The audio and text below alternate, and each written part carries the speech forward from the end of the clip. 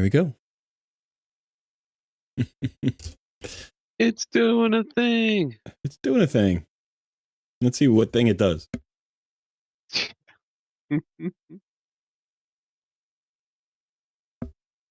All right. Uh-oh. I just realized I don't have my phone on me. I can't play both accounts right now. Always something. All right, son, you're in charge. I'll be right back. Oh, all right. Sunstream. Let's go. Hello, Selena Filadine. Cool name. Oh, Merry Christmas. Good morning. Good morning. Let me put the stream out to everybody here.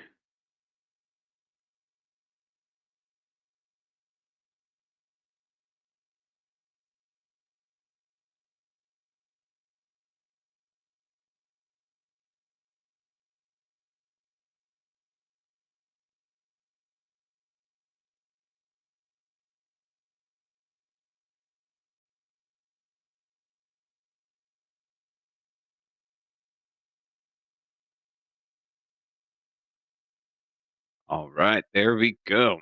How's everybody doing? How are y'all today? Another beautiful day.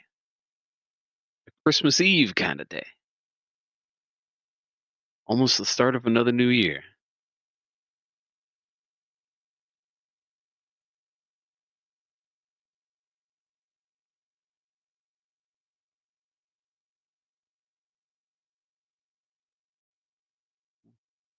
Hey, one-man defenses. We love those.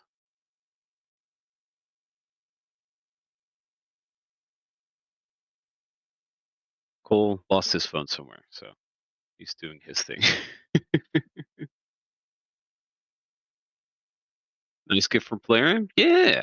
Everybody got a little sacred shard. That's not too shabby. We like free stuff when we can get it, you know? Free to play mindset. Oh, Merry Christmas. James Sunstream. Yeah. Temporarily, just for now. It's still NOOB versus Pro. I'm back. Shooter. I see what you did there. Howdy, howdy. Hello, Sean. Vito and CE.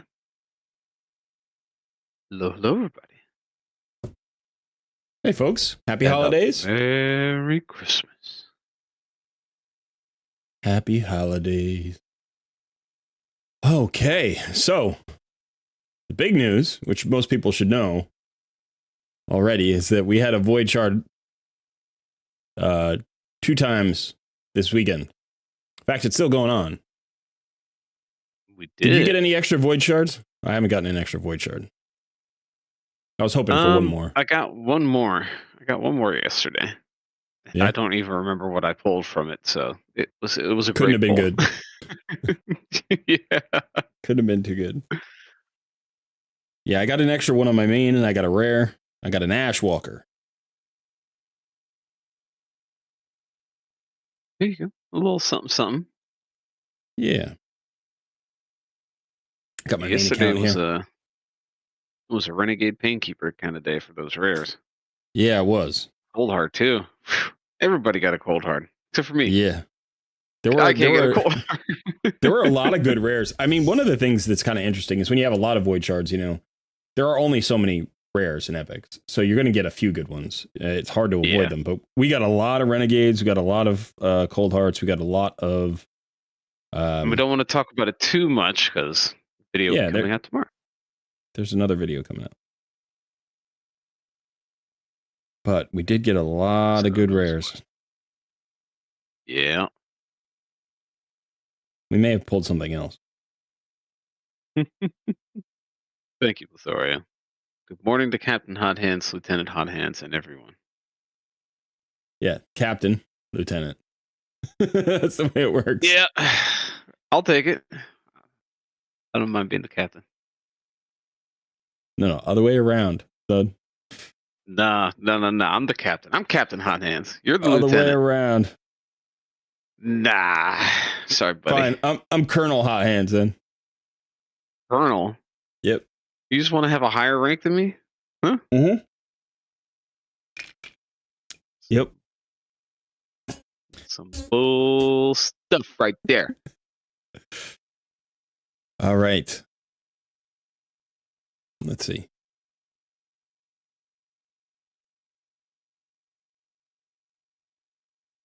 Plethora in the house. Welcome. The Fatal Virus.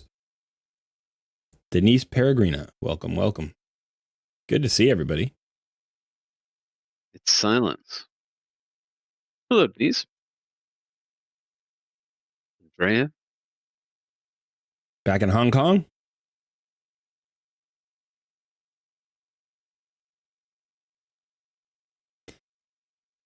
Vito Sama, today is day 30 for me, so I get a void fragment, void from the quests, and a champion from login rewards, and a sacred somewhere too. I can't wait for reset. Yeah.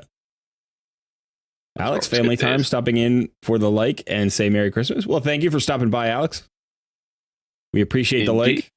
Everybody hit that like button. Let's get that. I should hit the like button as well. Everybody should hit the like button. Oh, you're back in Italy now. Gotcha. All right. So, what are you working on today, son? That is a great question. Not really sure right now. Yeah, I think I might try to do a little bit of re-gearing on some of my my faction wars champs. Spider tournament, I think I'm gonna do. Yeah. Because we get the prism crystals there. Right. Might try to get hopefully at least one free pull. I haven't looked at that event yet. If it's good or bad or. The summon pool is okay depending on where you are. So there's a deacon in there. Obviously, we both have deacon. But if somebody doesn't have a deacon, that's worth pulling for. There's Inquisitor Shamail, who's from the epic pool standpoint, I think there are a few pretty good champs, but it's not a great pool overall for the epics. I think the pick are Deacon Armstrong and Inquisitor Shamail. Let me actually pull this up. Whoops, I'll have myself. Yeah, so we're looking at Inquisitor Shamail here, Deacon. I mean, there's Anchorite, Phoenix. There's some pretty good champions, but Mordecai. But it really depends on what you already have. And then the legendaries are solid. The legendaries are definitely solid. Corvus, my buddy Corvus, is thrown in the mix Corvus. There. There's Sir Nicholas, who is Sir Nick. Yeah. There we go. So he's a very good champion. He's an unkillable champ. So if anybody pulls him, you're in good shape. Same with Roshgard the Tower, actually. He's an unkillable champ. And then Bivold of the Thorn, Archbishop Pinthroy. All of these are good champions. Cupidus and Martyr, who's awesome. She's one of the few AoE counterattack champions in the game. I think she needs a stat buff, though. Not really. Maybe a little bit. But yeah, so some good champions. Definitely some good champions. For my account, for my NOOB versus PRO account, I think a lot of people would go for the Sir Nicholas, right? If you could get Sir Nicholas, that's fantastic. Yeah. For my main account, I think it would also have to be Sir Nicholas, because I think I have everybody else except Holstering. I don't have.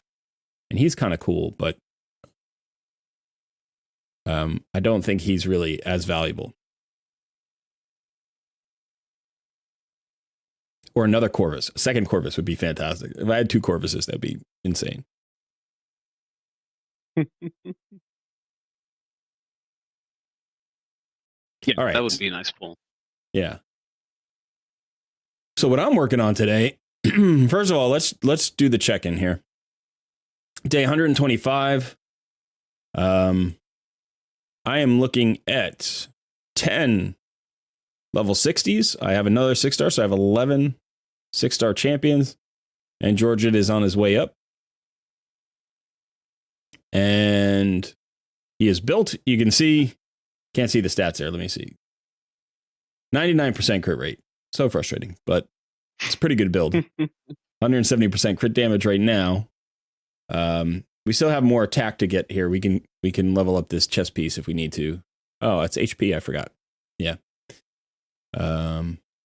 Because I didn't have a chest piece. So I'm getting masteries on him today, and hopefully getting him to 6 stars.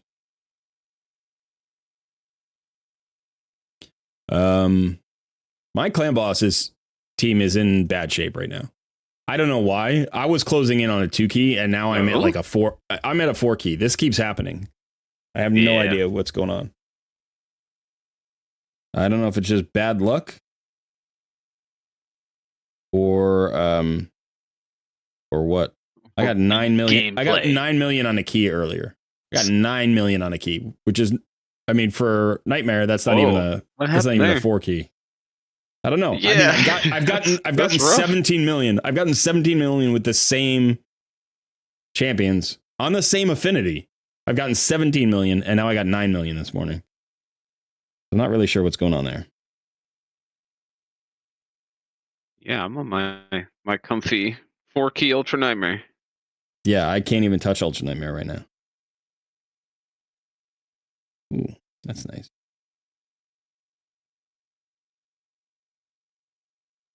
One of the things about the spiders tournaments, you run through your energy so fast, because my spider runs are like 30 seconds long. Whereas like my fire knights are like 2.5 minutes, you know, so. Yeah, that's true. All right, let's see. Let's get our dailies done here. Sean asks, how do you calculate your keys? Everyone says 4 key, 2 key, but what does that mean? So the way that you calculate that is whatever the top chest of damage that you need is. So for example, for Ultimate Nightmare, you need 70 million damage. So if you can do 70 million damage in 3 keys, that would be called a 3 key. You can do it in 2 keys, so 35 million per run, and it would be a 2 key. And then I think it kind of just represents that you have leftover keys to use elsewhere.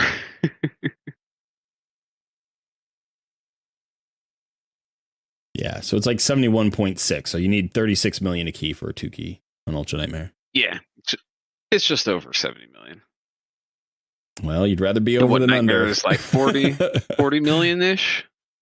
Yes. 20 million, somewhere around there? 39.3 or something. Yeah, no problem, John. Faction Wars, Faction Boss. Okay.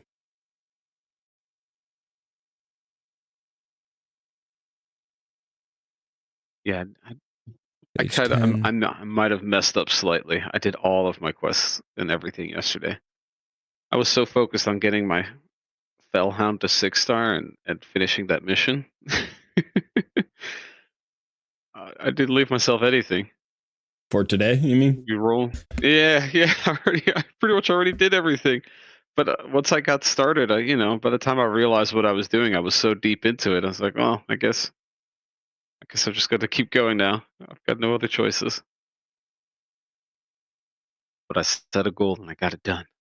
Fellhound to 6-star. Now I just gotta get in the gear. We have the arena reset tonight, I think, right? So you want to make sure you lock in your arena. Yeah, I'm pretty sure. Or maybe it's tomorrow. Let's see. I think it resets Monday night for me. Yeah, 15 hours. 13 hours for tag team.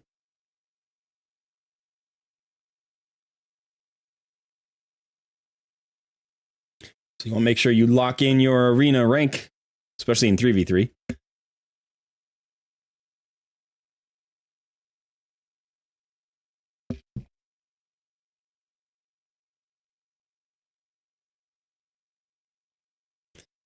All right. Let's talk to the people. See how we're all doing. Andrea says, I have both Inquisitor and Deacon. Better keep for the future for the shards. Yeah, it's really up to you. I don't see a lot of value out of that epic pool, but there are some interesting niche champions like Anchorite and Cardinal and stuff like that. So it depends if one of those are attractive to you. Or if you just want to go after the legendaries, because you know if you miss on an epic, you can always just say I got a 4-star chicken. So it's not necessarily a bad pool. It's a fine pool. Like it's just that I think the epics are a little bit less attractive than they've been in the last couple of pools where we had really good epics. Like the Halloween one was fantastic, and the one after that, the November one, the Thanksgiving one was pretty good too.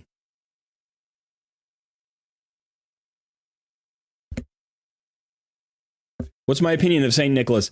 I've never pulled the Saint Nick. I've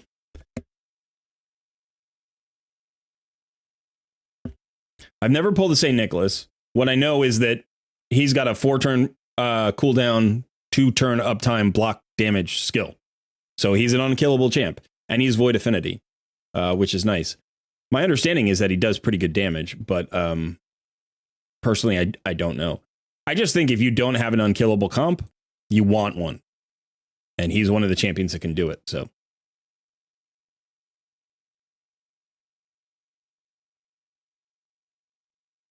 Ugir, Sean asks, Ugir any good? I can summon him, but I'm waiting for another CVC. He is potentially really good in a couple of places. I'm holding on to mine as well. I have mine. And he's just sitting there waiting for a CVC or something. Actually, no, that's not true. I pulled him during the last CVC. So. Hey, Dark. Merry Christmas. Dinky, hello. Hello. Thugzilla got a Gwendolyn this morning, which is pretty great. You got I saw that.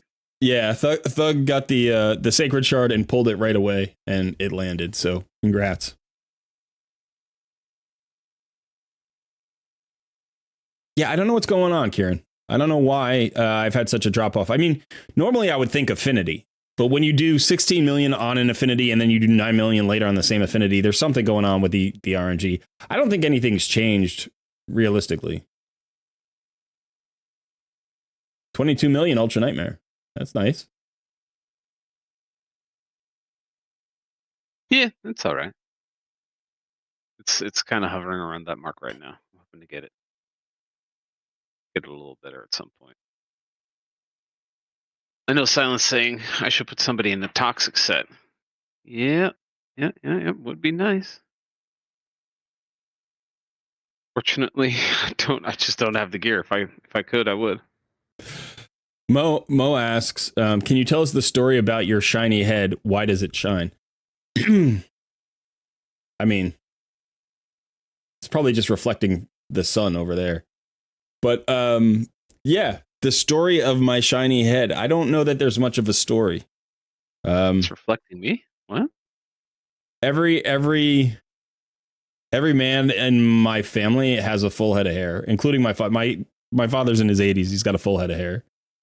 But I went bald. And when I was like 30, I decided I started probably losing my hair in my early 20s, maybe like 23, something like that. Not a lot. Like I had plenty of hair, but you know, I started to thin. And when I was 30 years old, I decided to just shave it and not have to worry about it anymore, because it was like, you know, I was getting a spot in back and it was like receding up front. And I was just like, you know what? I don't want to deal with this. So I shaved it, and it was funny because as soon as I shaved it, everybody was like, "Hey, that looks great. No, that looks really good. You got a great shaped head. It's, you know, it looks really good on you." You know, some people were like, "I couldn't do that. My head's too knobbly," you know, stuff like that. And then my first cousin, one of the cousins I'm very close with, I saw him over the holidays, and he looked at me, and he's like, "It's about time, man." And I was like, "What?" Yeah, he's like, told me about that. Yeah, like you could have done that. Huh? You could have done that a couple of years ago. I was like, what? So since I was 30, I've been shaving. And I tell you what, it's fantastic. I love it. I would never go back. Like if you could just snap your fingers and give me a full head of hair, I would probably still shave it. Like it's just, life is so much better. Life is so much better with short hair. And also I've got bright lights. So that's the shininess. Ooh. That's some shininess. Let's see, maybe we can do something about the shininess. Probably not, though. I don't know if you can do anything about that. Yeah.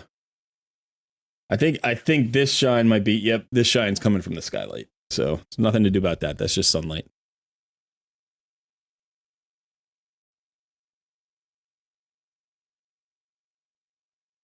Yeah, somebody who's had a lot of hair now for quite some time. I don't know how people have long hair. It sucks. It looks cool, but it sucks. Bill, you can save prism shards if you save them in your inbox, right? If you have them, it will pull them. So that's true. You can't, like, once you've collected them, you have to pull them. That's a good point. Yeah, so just for clarification there, and correct me if I'm wrong here, Cole, but isn't it if you can get shards from events, if you don't pull them from the events, then they go into your mailbox. Yeah. And then if you don't pull them from there, then you can save them. But if you pull them in there in your actually counted, like in-game counter, then if you're past the maximum of a shard threshold, it'll auto pull it for you.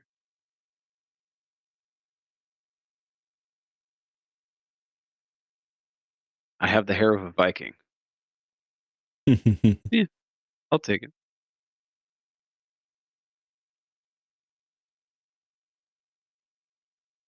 I did see Shooter say that. Shooter saying there's going to be a guaranteed event for Nishak tomorrow.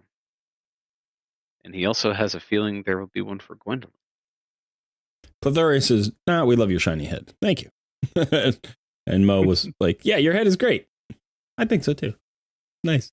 The only downside, there are two downsides. The only two downsides are, one, even a tiny bit of hair is warmer in the wintertime.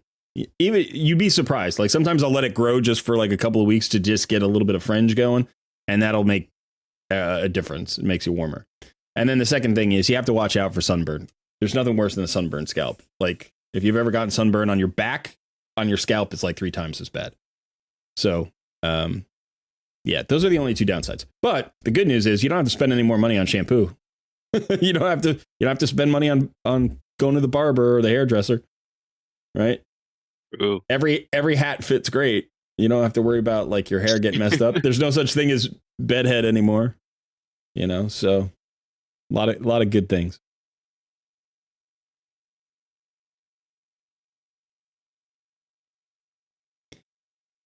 Shooter says there's a guaranteed event for Nishak tomorrow, then Gwendolyn. The Nishak is confirmed. The Gwendolyn is my speculation. What's a guaranteed event? Meaning, like, pull so many ancient shards and you get it? Like sacred shards? Yeah. Is it sacred shards? I think he said it was going to be ancients. Ancients? Yeah. If it's ancients, it's going to be a lot. It's going to be at least 150. Tulsi, thank you. Wentworth. I pulled Cold Heart and Suai. Very excited about Cold Heart. Can you advise on Suai? Suai can be a very good clan boss damage dealer. Hang on just a sec.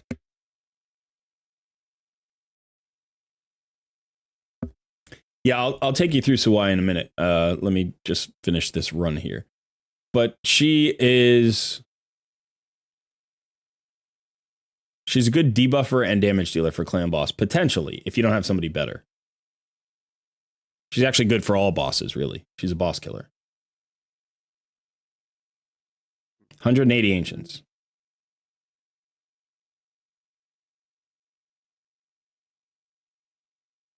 $180 ancients is worth it for Nishak. If you have the gems or the shards and you can go after them, that's great. I already have them on my main, and I obviously don't have enough shards on my Noob versus Pro, so I'm not going to go after a dupe. Now, if it's what is Nishak? Nishak's the best bomb champion in the game. He's Skinwalker's legendary. He's a big old rat. Oh, the Vermin Lord? Oh, yeah. That guy. Yeah. This guy. Kirk says, the only problem is with the bald head. I don't know when I've stopped washing my face. It's all the same. It's all the same. You don't have a 4-head anymore. You have a 5-head.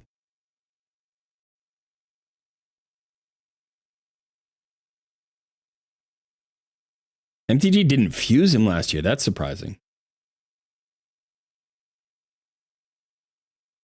He's very good. All right. As soon as we can get through this faction, we'll talk about Suwai. So Suwai is the void, I think, and Ina is the magic affinity. They look exactly the same. So let's go look at her. Yeah, Suwai. Okay. So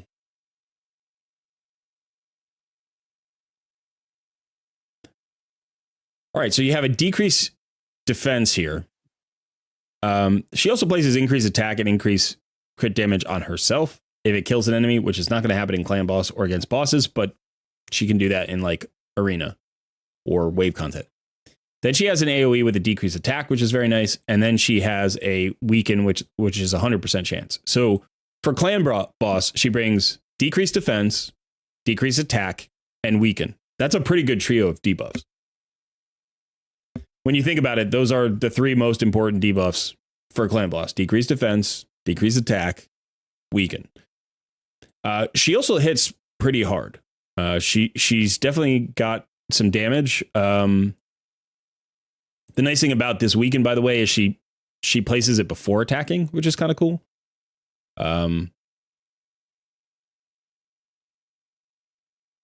Yeah. She's got good base attack, decent speed.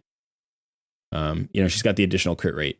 So she's a good boss killer. You can definitely use her against Dragon. You can use her against, you can use her against a lot of bosses in Doom Tower. I don't know about, like, you could take her into Spider Boss. She might do well there. You could take her into Ice Golem if you wanted. I would probably, worry a little bit about the weaken and the decreased defense. Like if you get both of those on the boss and then somebody hits real hard, you might accidentally get yourself nuked out. So in a lot of cases with Ice Golem, you want a little bit slower damage. So not that you couldn't use her, but you just have to consider the composition and the AI. So yeah, solid champion. And she's void affinity, so she's not going to weak hit, which makes her a really good debuffer. So for instance, like Fane and NX and some of the other debuffers who are really strong in clan boss are affinity. They have an affinity, so they will weak hit. Now she doesn't bring any poisons, so she's not a poisoner. She's not bringing you the poisons that like Fane is bringing. But yeah, she's a solid champion. And if you don't have a good debuffer, if you don't have all three of those debuffs, you can bring her in.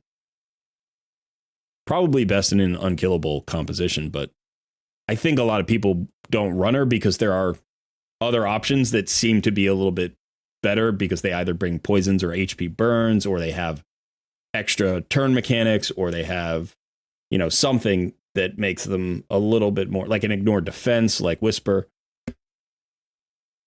So not God tier, but still very good.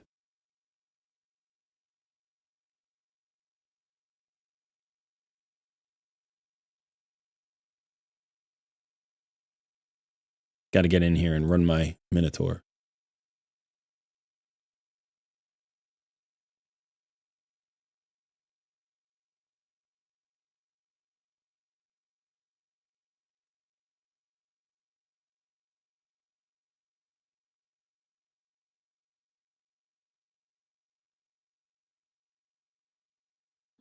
Don't do what I just did. You think 180 is too much for an old fusion? I mean, when you think about it, in terms of just return, right? Like 200 ancient shards is your expected return is 1 legendary. So you're getting a free legendary for less than that. Like getting guaranteed legendary, and you know who he is. And then you still have the 180 chances of whatever you pull. So the likelihood is, on average, people are going to get 1.8 legendaries, right? Like, or 1.9 rather, 1.9 legendaries. That's pretty good, you know. So you're getting 0.9 legendary extra, I guess, or whatever you would call it, rather than the 1 for 200 shards. So I guess you're really getting the additional legendary. You're getting a full additional legendary, and you're trading away 6 epics for it. But you know which legendary it is. So feels okay to me. It's a lot. It's a lot. It's especially a lot because they don't tell anybody it's coming.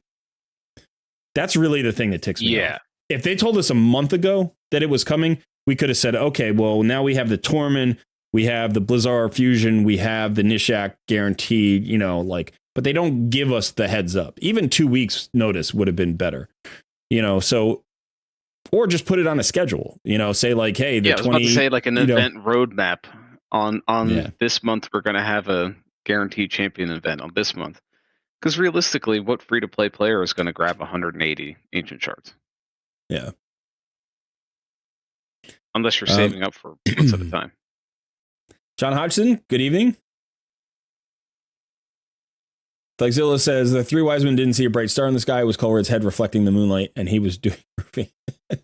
Yeah, I'm not that old, but thank you. Mo says, Colred, can you please help me hit Ultra Nightmare Clan Boss? I'm struggling. Potentially. I got videos. Come to the Discord community. Post your roster. There's a whole Clan Boss section. And I will chime in. You'll have help from a lot of our community members. It's a great community. We'll get you sorted. Scan to plays. Hello. Good to see you. The weekend's all right. Apparently, 1 in 29 people in the United States, 1 out of every 29 people in the United States has COVID right now. Really? That's a statistic that was released yesterday or the day before by the CDC, I think. And that's higher than it was at the peak of the pandemic. So we've got a new peak of the pandemic. It's today. Well, yeah, I guess I'm not going outside anymore. Thank you. So we were out Christmas shopping yesterday. I got to go Christmas shopping again today for a little bit. So it's a little bit of a tense weekend. Hoping nobody gets sick for the holidays. Hope everybody stays healthy out there. What's the difference between weaken and decreased defense, and do they stack? Yes, they stack. The difference is that decreased defense lowers the mitigations of your enemy, right? So whatever defense they have, that reduces the damage you do. So by lowering that, you basically allow more damage to get through. Now that's going to change dependent upon the amount of defense that the enemy has in the first place. And it's not linear. There's a curve to it. So depending on where you are, it'll have greater or lesser benefit. Weaken is a 25% damage multiplier. You just add 25% or multiply by 1.25, basically. You just add 25%. Whatever damage you were already doing, you get 25% more damage. And they do stack. So if you have a decreased defense and a weaken, you're going to get a lot of damage out there.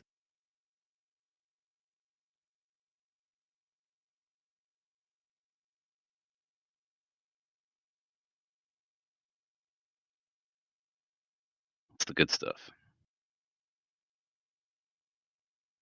Yeah, Fatal Virus is talking about Suai. She is very strong against bosses. Tulsi says, after last takeover and upgrading artifacts, I unintentionally have been doing Blizzard Fusion without the summon rush, and now I'm completing it. You're going to be able to get it from the hero's path? That's nice. Leslie B says, I'd pay 180 ancients for an old fusion newt in a heartbeat. Yes, absolutely. I agree.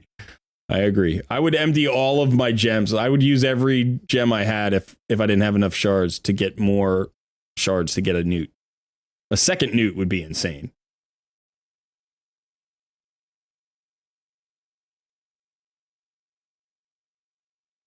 Bill re-rolled a 6-star Merciless Amulet yesterday. You for banner loads, and you got it to crit damage. That's excellent. You also got the crit damage after ascending it. Very nice. That's huge. Who has the willpower to save that many shards? I've been there. I've saved that many shards. 180 shards? Oof. What's happened recently is that they've been actually messing with the schedule and throwing out extra events to bleed out even more shards. So they've had the, 2 times everything weekends where it's like Friday Ancients, Saturday Void, Sunday Sacreds, that kind of thing. And that's like thrown into the rotation. So you just don't get the 6 weeks to save up. But on my main account, I don't pull 2 times Ancients anymore, and I don't pull 2 times Sacreds anymore. I save them for other things like fusions. So I've gotten I think I've gotten 2 guaranteed legendaries from shard pulling events. One was from a Sacred and one was from Ancients. I got Regash. I don't remember the other one. But you can save it up. And in terms of being patient, if you're a free-to-play player, patience is the ultimate virtue. You have to be very patient.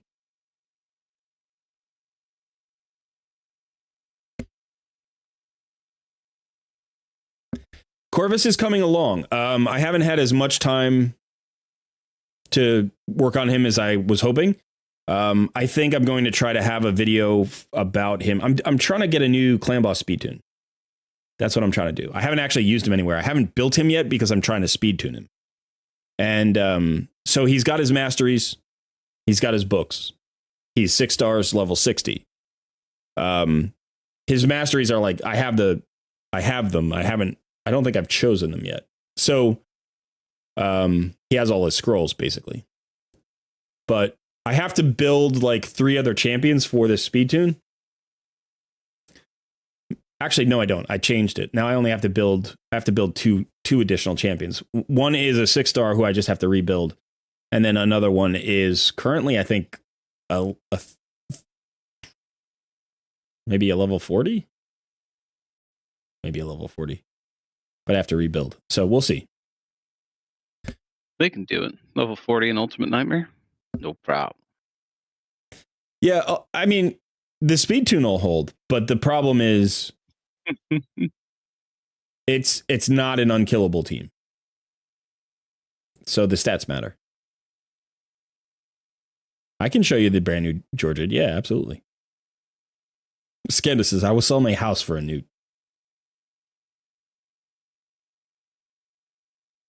If only people hadn't done that before. I would think it was sarcasm.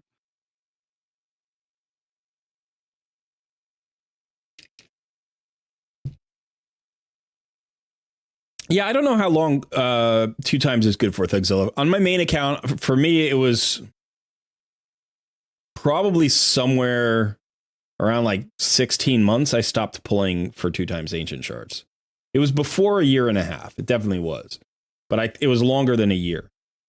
And for different accounts, that would be different. But, so for the last year, at least, I haven't pulled during 2 times Ancients. Unless there's been something in addition to it, like during a fusion or during, like a champion chase where I could get tomes or something.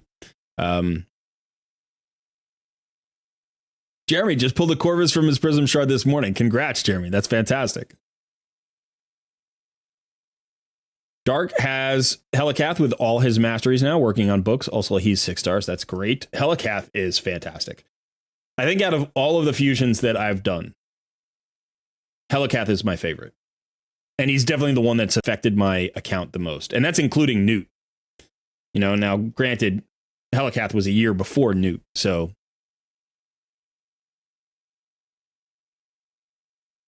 Let's take a look here. So somebody wanted to see.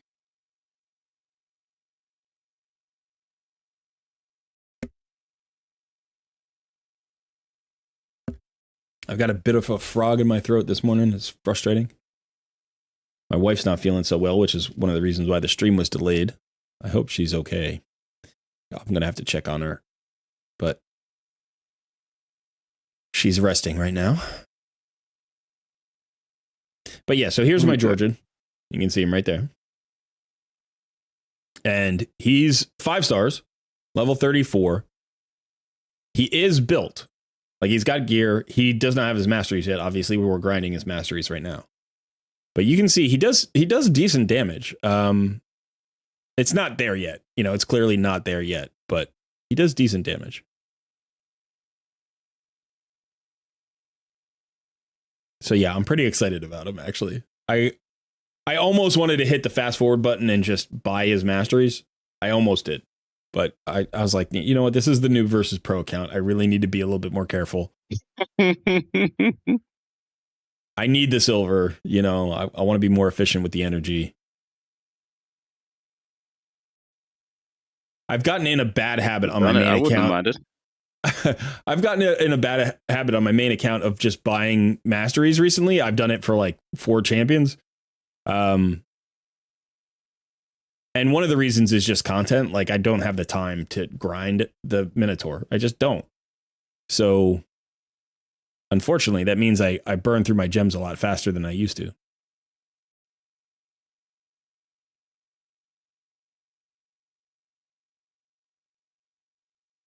But yeah, so there's Georgian, the Nutcracker guy. I kind of like his animations. He looks very fierce.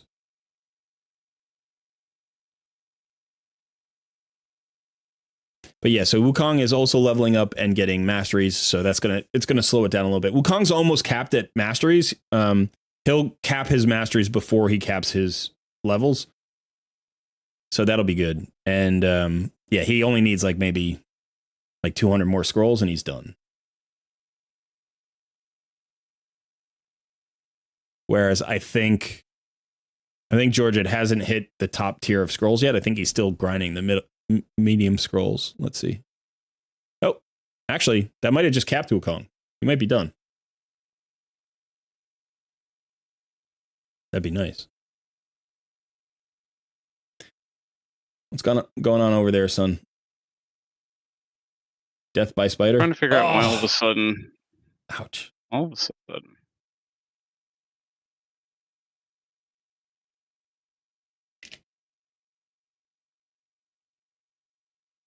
I'm just trying some different things. Did you regear anybody? No.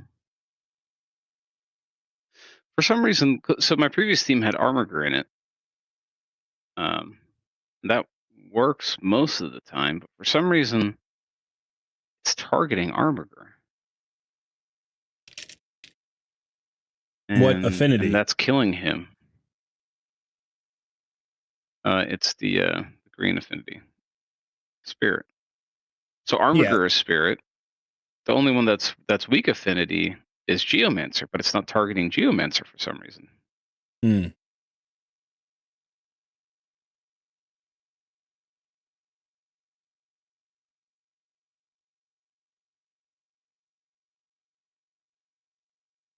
So I'm kind of just doing a couple quick runs, just trying a couple different things, just seeing what it looks like. And then I'll probably just switch back to Armor. I mean, Brogni's great. Yeah, against, I mean, you know. There we go. Now it's targeting the Geo. Well, Brogni's strong affinity, so yeah.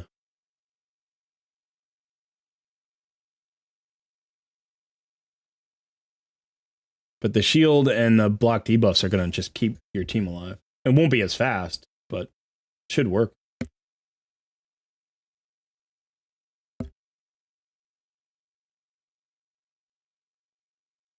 Yep, we'll have to see. Happy holidays, world. Thug asks, is Corvus great for any of the Doom Tower content? Yeah, he can be. So Corvus is not like a fast champion. He's a very tanky champion that does a lot of cool stuff. And so he has a buff extension and a debuff extension.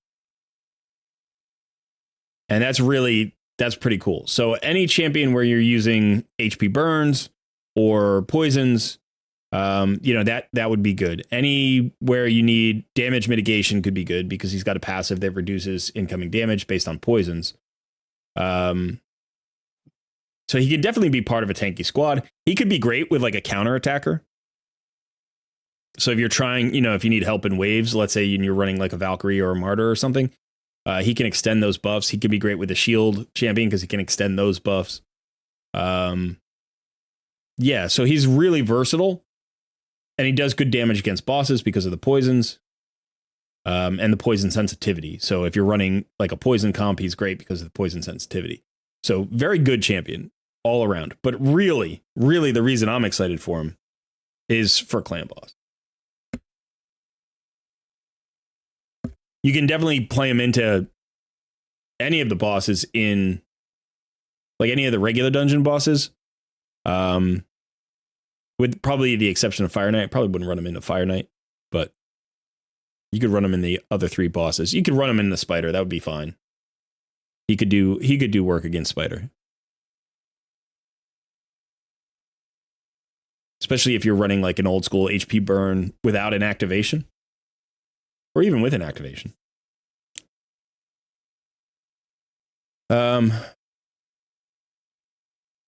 Okay. Leslie B says, Cole, I pulled Georgette on my main account yesterday as well. Get him leveled up in Masteries as well. Congrats. Georgette is so cool. He's so cool. He's just great for Arena.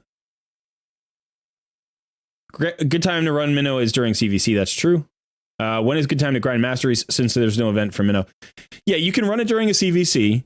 I also run it anytime there's like a downtime in events that I don't need to do or tournaments. It used to be that right after the fusions, there was like a lull.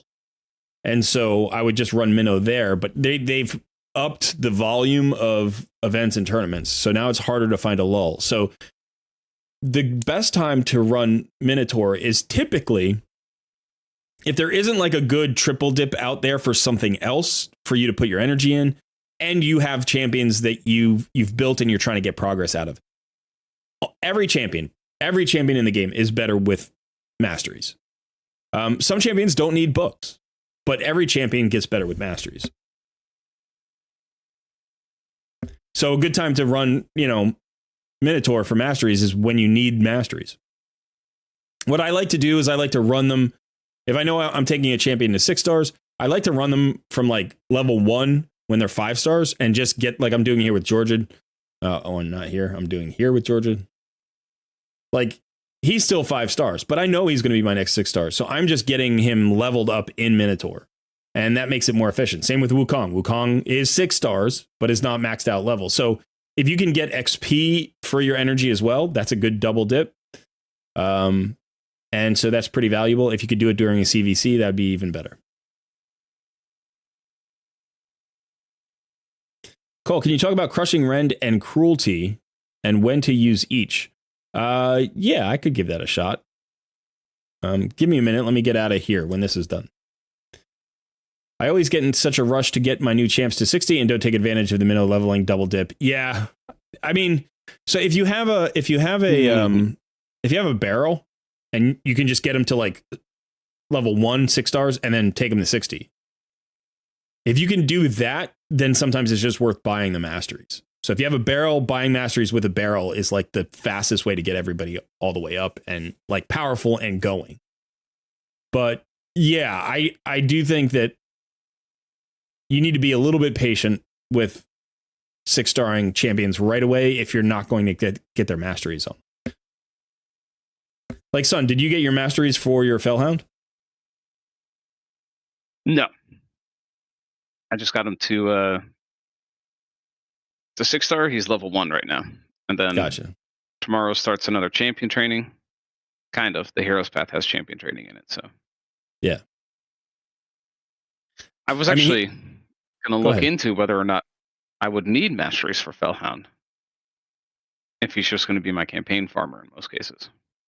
Yeah, I mean, you can get away with really good gear, like if you have really strong gear, but the 5% crit rate, the crit damage, the extra damage on the first hit, like the Masteries are powerful. You can even go all the way, if you go all the way to 6 stars, you can get the extra 20% crit damage.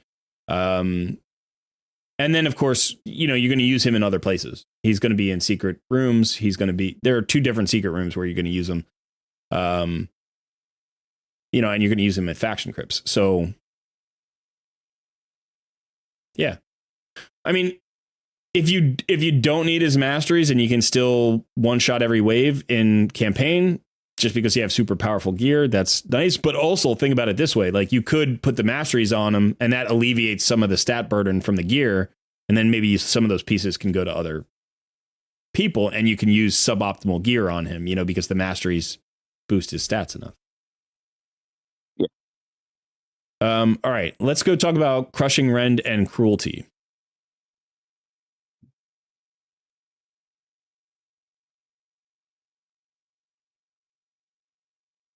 After we click the red dots.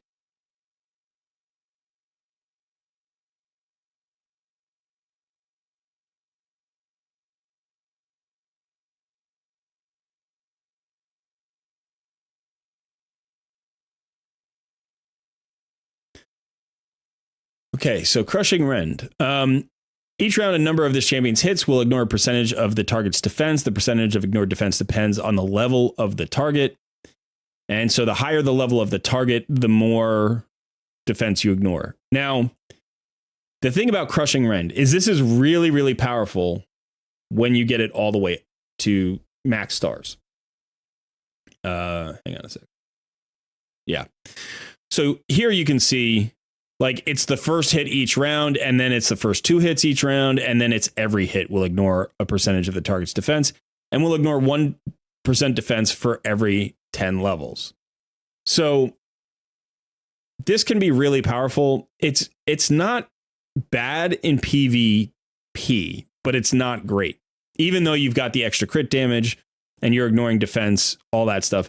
I think people usually typically run it into high levels of like bosses and minions and stuff. So if, you know, like if you're at the top of Hard Doom Tower, you know, and things are level 250 or whatever, then you're getting 25% ignore defense. So I think this is something that isn't particularly useful until you get it to at least 5 stars and you really want it 6 stars. I don't have one of those, so I don't actually run. I think I run Crushing Rend on one champion. And it's not bad, you know, it's like you could ignore. I mean, if you look at it this way, the first hit of each round will ignore a percentage of the target's defense, will ignore 1% defense for every 50 levels. So in Arena, you'd be ignoring exactly 1% defense. Right? And it's not really, so it's not until you get even up to 5 stars where you start to ignore more defense. So it's really a PvE thing for high level bosses and wave content. Better on an attack based champion, but sometimes you don't care. You just want the extra crit damage and HP, and you don't care about the 500 attack or the 250 attack down here. I try to be as efficient as possible. Somebody who actually runs it might know more. You could ask Shooter. I know he runs it on a couple of champions, I think. So, yeah. Now, Cruelty, I actually run quite a bit. I run this on a lot of champions. Now, whenever this champion hits an enemy, decreases their defense until the end of the round. Occurs once per hit. So you can actually hit multiple times in a skill and reduce the defense more times. If multiple champions have this blessing, still cannot decrease a single champion. This does not stack. Okay? So what's going to happen is each champion will decrease the boss's defense or the target's defense until they get capped. And then they'll stop doing it. If there's somebody who's got a higher star level, they'll keep doing their decreased defense until they cap. So for instance, if you have let's say you have a 3-star champion and you have a 6-star champion. So the cap will be 20%. So whatever the largest number is, that's the cap. It'll be 20%. But the first champion will only be able to help it get to 10%. And then the second champion who has the 6 stars will help it, like, will be the only one who can get it to 20%. So it's decreased defense per hit, and then it has a cap. The best use of this is in a boss killer. Somebody who's going to be fighting a long fight, like you're going up against Scarab boss, you're going up against, you know, Hydra, you're going up against Hydra's kind of, because when the heads die and come back, I think it resets. I'm not 100% sure of that, but I'm pretty sure it just resets because it's a new head. So Scarab boss is good. Probably, you know, like any of the bosses are good, and then Demon Lord. So if you have a 6-star blessing on this, you can reduce the clan boss's defense by 20%. Now this is really nice because this counts for everybody. This is not just this champion. So if the defense is lower, every single hit is going to do more damage from your entire team. So typically you want to have at least one cruelty champion on a clan boss team. It's just going to increase your damage significantly. And remember, this also stacks with all the other things. So like if you have another ability that reduces the target's defense, like Newt decreases defense, right? So that would stack. So that's what I know. I don't know if anybody's got more information for that. They may.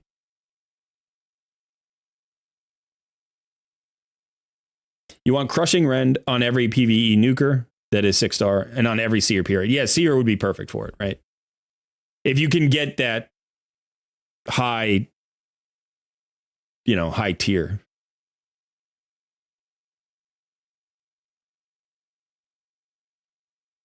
Okay.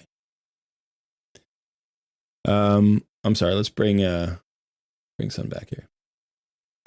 Royals, good to see you. Happy holidays.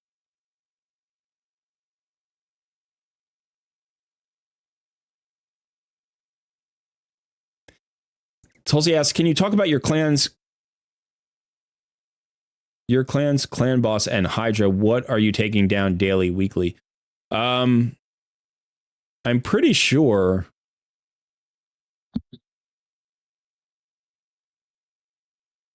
We're currently taking down Nightmare, and we have people hitting Ultra Nightmare, but I don't think Ultra Nightmare comes down. So that's where we are in our clan. And as far as Hydra is concerned, we do okay on normal, and that's it, I think. So, yeah, that's just currently where we are right now. I'm not a huge contributor on either front, unfortunately. Ooh, ancient chart. We like those. Yeah, we do. Sean says, I want to run Minnow 15 to farm masteries, but I don't know how to focus farm one single champion while running someone else. You can't. So if you're running multiple champions, like I'm running...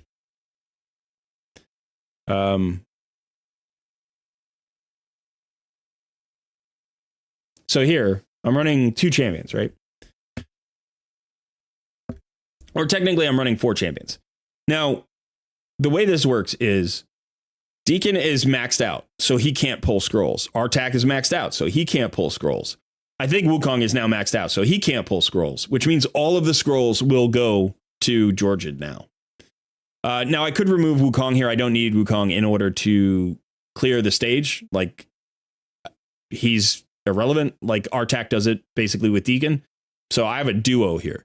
But since Wukong's not pulling scrolls and he needs XP, I may as well stick him in the run. So right now, 50% of the XP is being wasted because 2 champions are max XP. If I removed him, now 2/3 would be wasted. So it's more efficient to run this, even though he's not pulling scrolls. It's actually better when he's not pulling scrolls. So, yeah, so this is the way you can do that. So if you want to target one champion in terms of scrolls, just make sure that everybody else that's running on the team is already maxed out. And that's how you focus them. Otherwise, you just have to spread it around. Now, it's about 155 runs on average, something like that, 156 runs on average to max out somebody's scrolls. So if you're running 2 champions, that means you need, over 312 runs in order to max them both out. And that's just an average because there's RNG involved.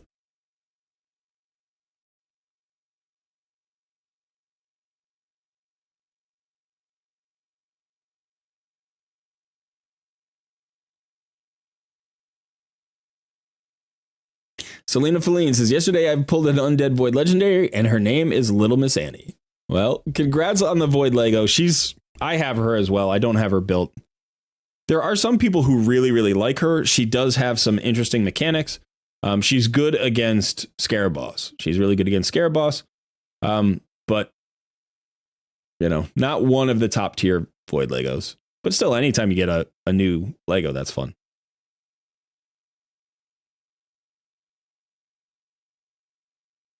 So cruelty wouldn't stack with Harima's ability. I don't know. What is Harima's ability?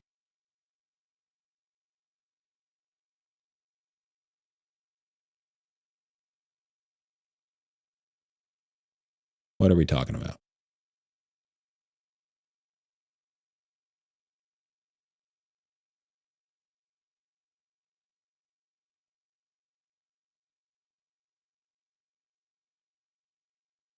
Each hit decreases the target's defense by 5%, stacks up to 30. No, it should stack. It should stack. Let's save it. Yeah. Why wouldn't that stack?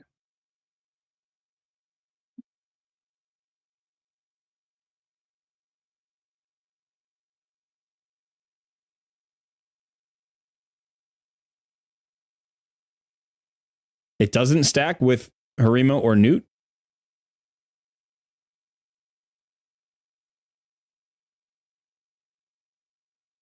Really? Well, that's unfortunate. Do you mean That's it exactly doesn't? What I was thinking. Do you mean it doesn't? Fortunate. Do you mean it doesn't stack on those champions, or do you mean like if you have it in the team, it doesn't even stack?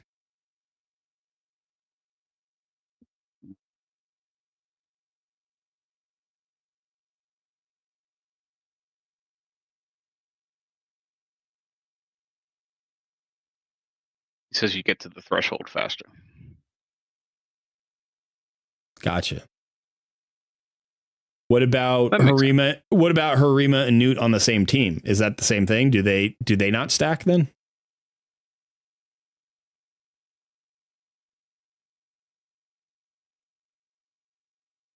Same thing. That's interesting. Gotcha. So there's basically a maximum decreased defense that they're letting in the game. There's basically a decreased defense max cap. Gotcha. 30% is max decreased defense for any boss in the game.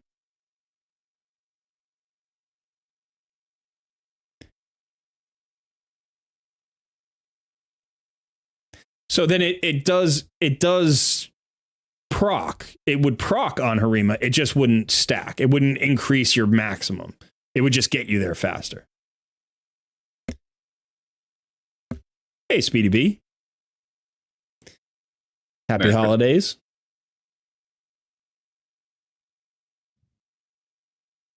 Gotcha.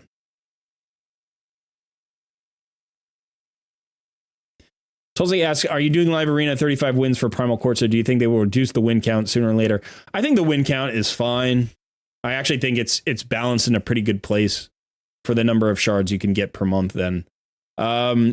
It's just that they're rewarding people who are active in an area where a lot of people aren't active. Not a lot of people play live arena. I think that this is intended to entice people to play live arena more by just incentivizing it. And to be honest, I think it's worked a little bit. I think the live arena numbers have creeped up a little bit, but not that much.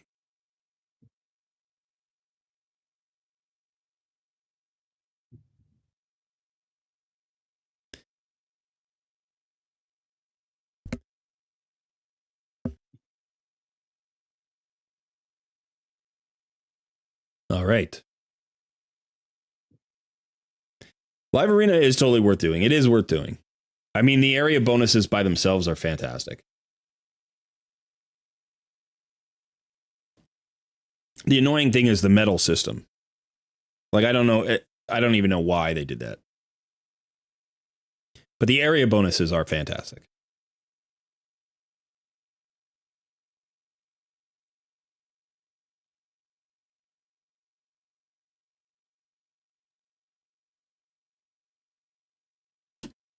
You were telling me Ray didn't sit there at their monthly meeting and go, how can we get more medals into this game? We need at least 3 more.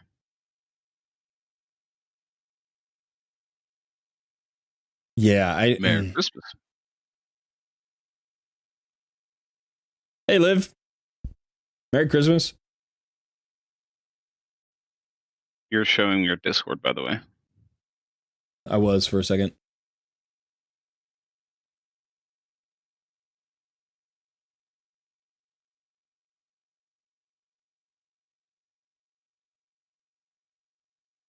Good evening, Sabik. Demugglify.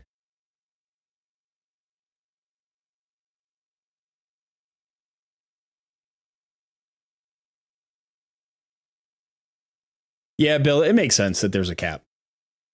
It does.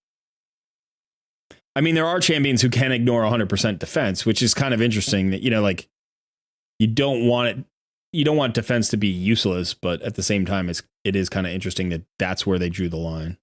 But a lot of times when I examine the systems in the game and I think about where the caps are, if I think about it long enough, I find the reason why. Like the 30% turn meter fill makes sense. That's the biggest turn meter fill that you see generally. Right? Because of the way the turn meter mechanic works. If you had enough champions that you could fill the turn meter of everybody on the team, you could potentially prevent the enemy, like the enemy clan boss from going, right? The way the turn meter works. Like, imagine the clan boss just maxed out his turn meter, and then you could, with 5 champions, wrap around. You know, and in order to do that, you would need, out of 5 champions, you know, you would need somewhere, well,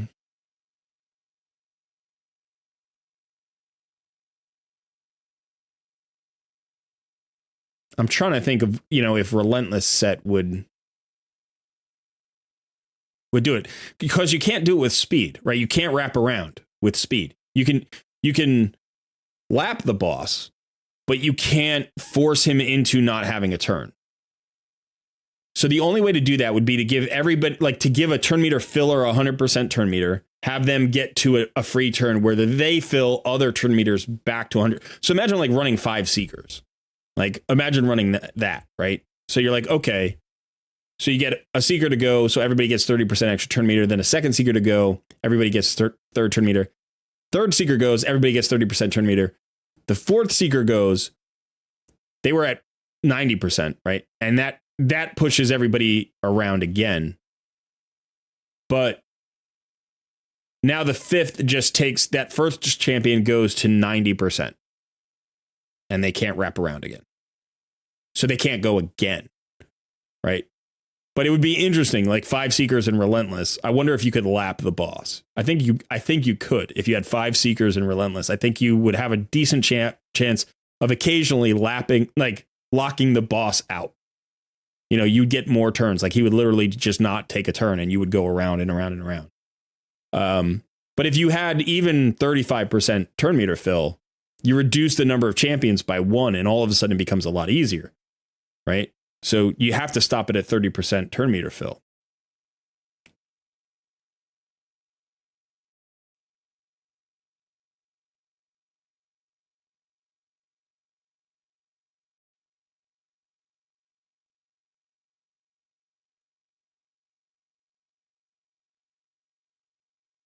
Why the 2 man-eaters?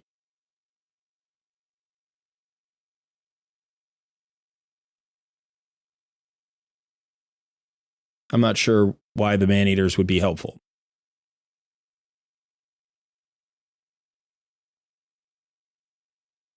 Right, we can prevent the Fire Knight from taking a turn. We can prevent the Spider from taking a turn. Any turn meter decrease, right? But if you're just trying to do it based on turn meter fill, what you need to do is you need to get enough turn meter on the other side of the turn.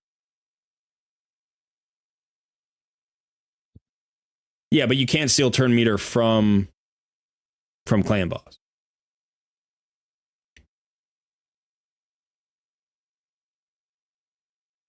I have a graphic for this. I could pull it up, but basically think of it this way. The cap is the clan boss speed, right? So whatever that is. So now imagine that the clan boss is poised to go next. The only way to skip him is to fill turn meter so that you pass the clan boss. And he doesn't keep increasing, right? He just caps out. So he's just sitting there waiting his turn, and everybody keeps cutting in line.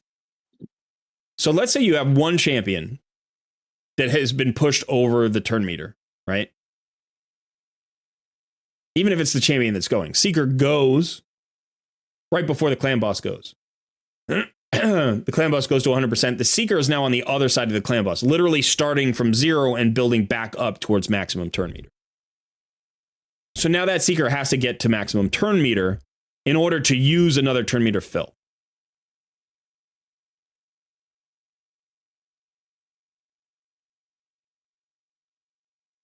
Right? And so all the turn meter fills would get it back. Like you'd need 4 30% turn meter fills to get it to 100%, to get it over 100%.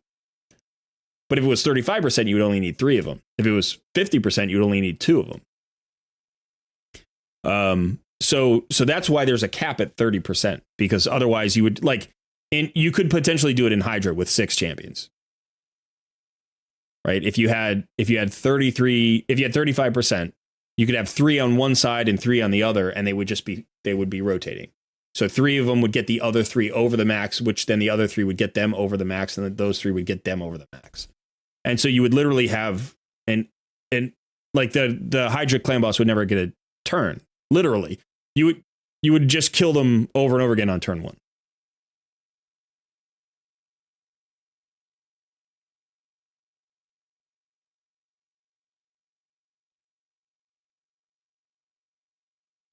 Turn meter goes over 100 only based on turn meter fill.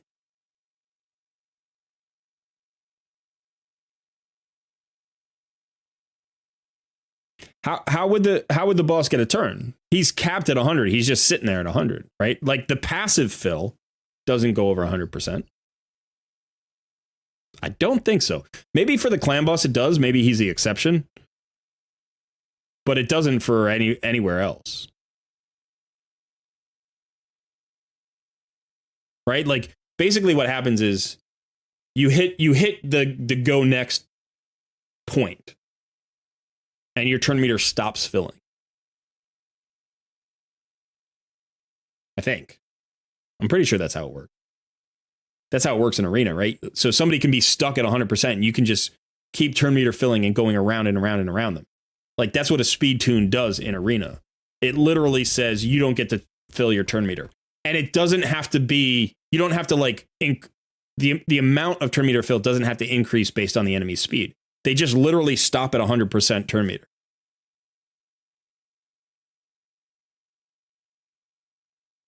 Turn meter can go above 100% with turn meter fill.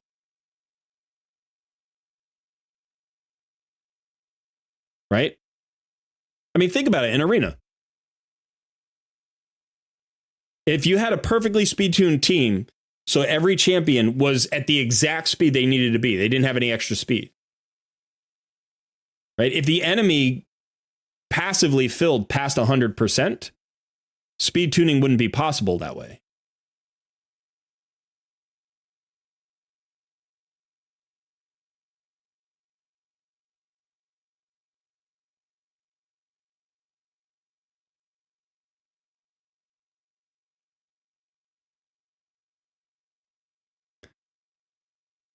Think through the mechanic, because I mean, it's possible that I'm wrong here.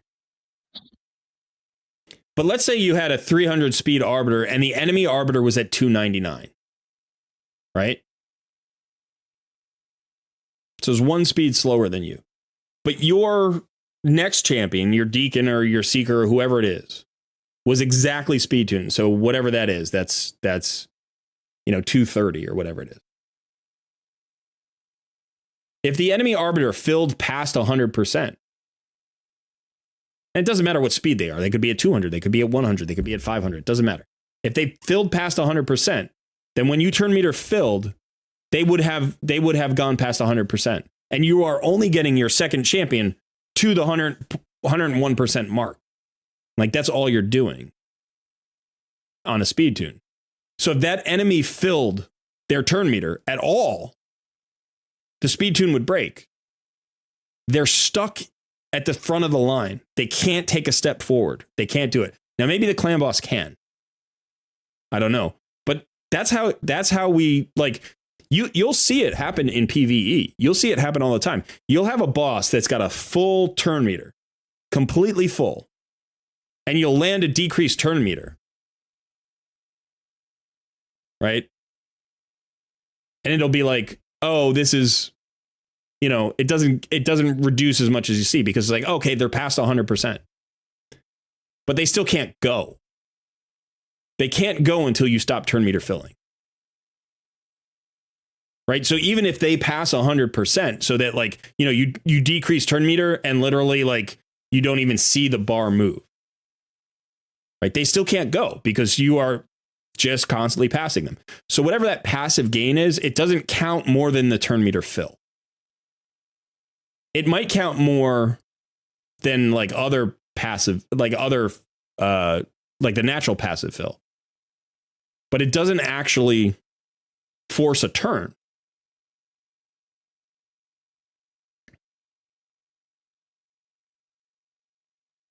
No, the what happens with Wukong when he comes back is he has 100% turn meter, so he's right at the edge. But there may be other champions who have 100% turn meter, and so he's technically at the back of that line. Everybody fills, gets into their space, and then Wukong comes in with 100%. So if you have 5 champions with 100% turn meter, they are in order of arrival, right? Not in order of speed. They're in order of arrival. Who got to 100% first? Right? So for instance, if somebody was at 99%, even if they're slower, they're closer to the goal, you know, or you can think of it this way. How much past the turn meter would they have gone? Right?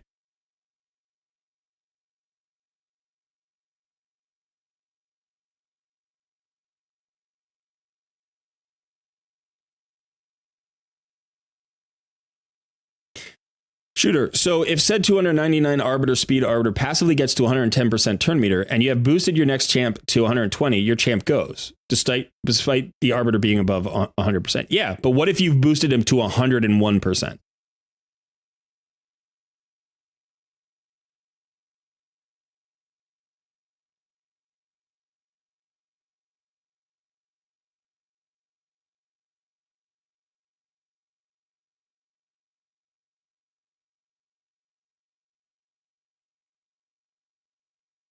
No, that's not how it works. That's not how it works at all. I'll even show you. I can show you this. This is something you can see happen in the game. You can see it in Arena.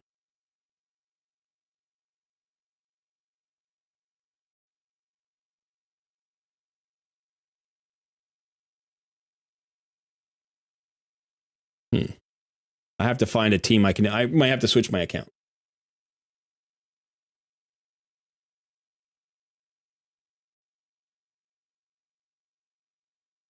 Okay, so look at this.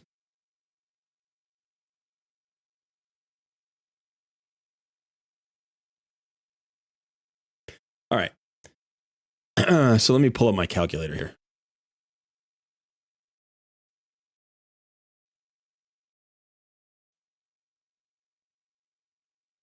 Yeah, it's covering the speeds, unfortunately. All right. So it's interesting reading some of this chat because I think some people are misunderstanding the concept. Yeah. So can I try to give like one thought on this here? Okay. So the way, and maybe correct me if I'm wrong, if I'm throwing my 2 cents in and I'm wrong, but the way that it works in my understanding is if you have your natural turn meter, it goes up to 100%, right? So it doesn't matter what speed you are, your champion will slowly but surely get to 100%. At 100%, they will go. Now, if you have 2 champions, one gets to 100% naturally, but then the next one, let's say they're slower, but they get turn meter boosted 30%, which somehow takes them to 105% or 110%, because they're past that 100% mark, they will go before the one that went naturally to 100. And just naturally, champions do not go past 100%. Once they have 100%, they stop. That's where they are in line. Anybody else that gets 100% after that goes in line after them. Unless somebody gets turn meter boosted, which could put them over the line in front of everybody else. Right? Basically. I mean, there are different ways to look at the passive turn meter gain, right? Like there are different ways to think about that. So some people might like get stuck on the 100% thing. It doesn't really matter what the percentage is. There's a go next mechanic. And the go next mechanic works like this. So here's a speed tune right now. I have Runekeeper Dazzurk at 278 and I have Deacon at 224. Okay, so 278. Let's see. 278. He's got a 25% turn meter fill.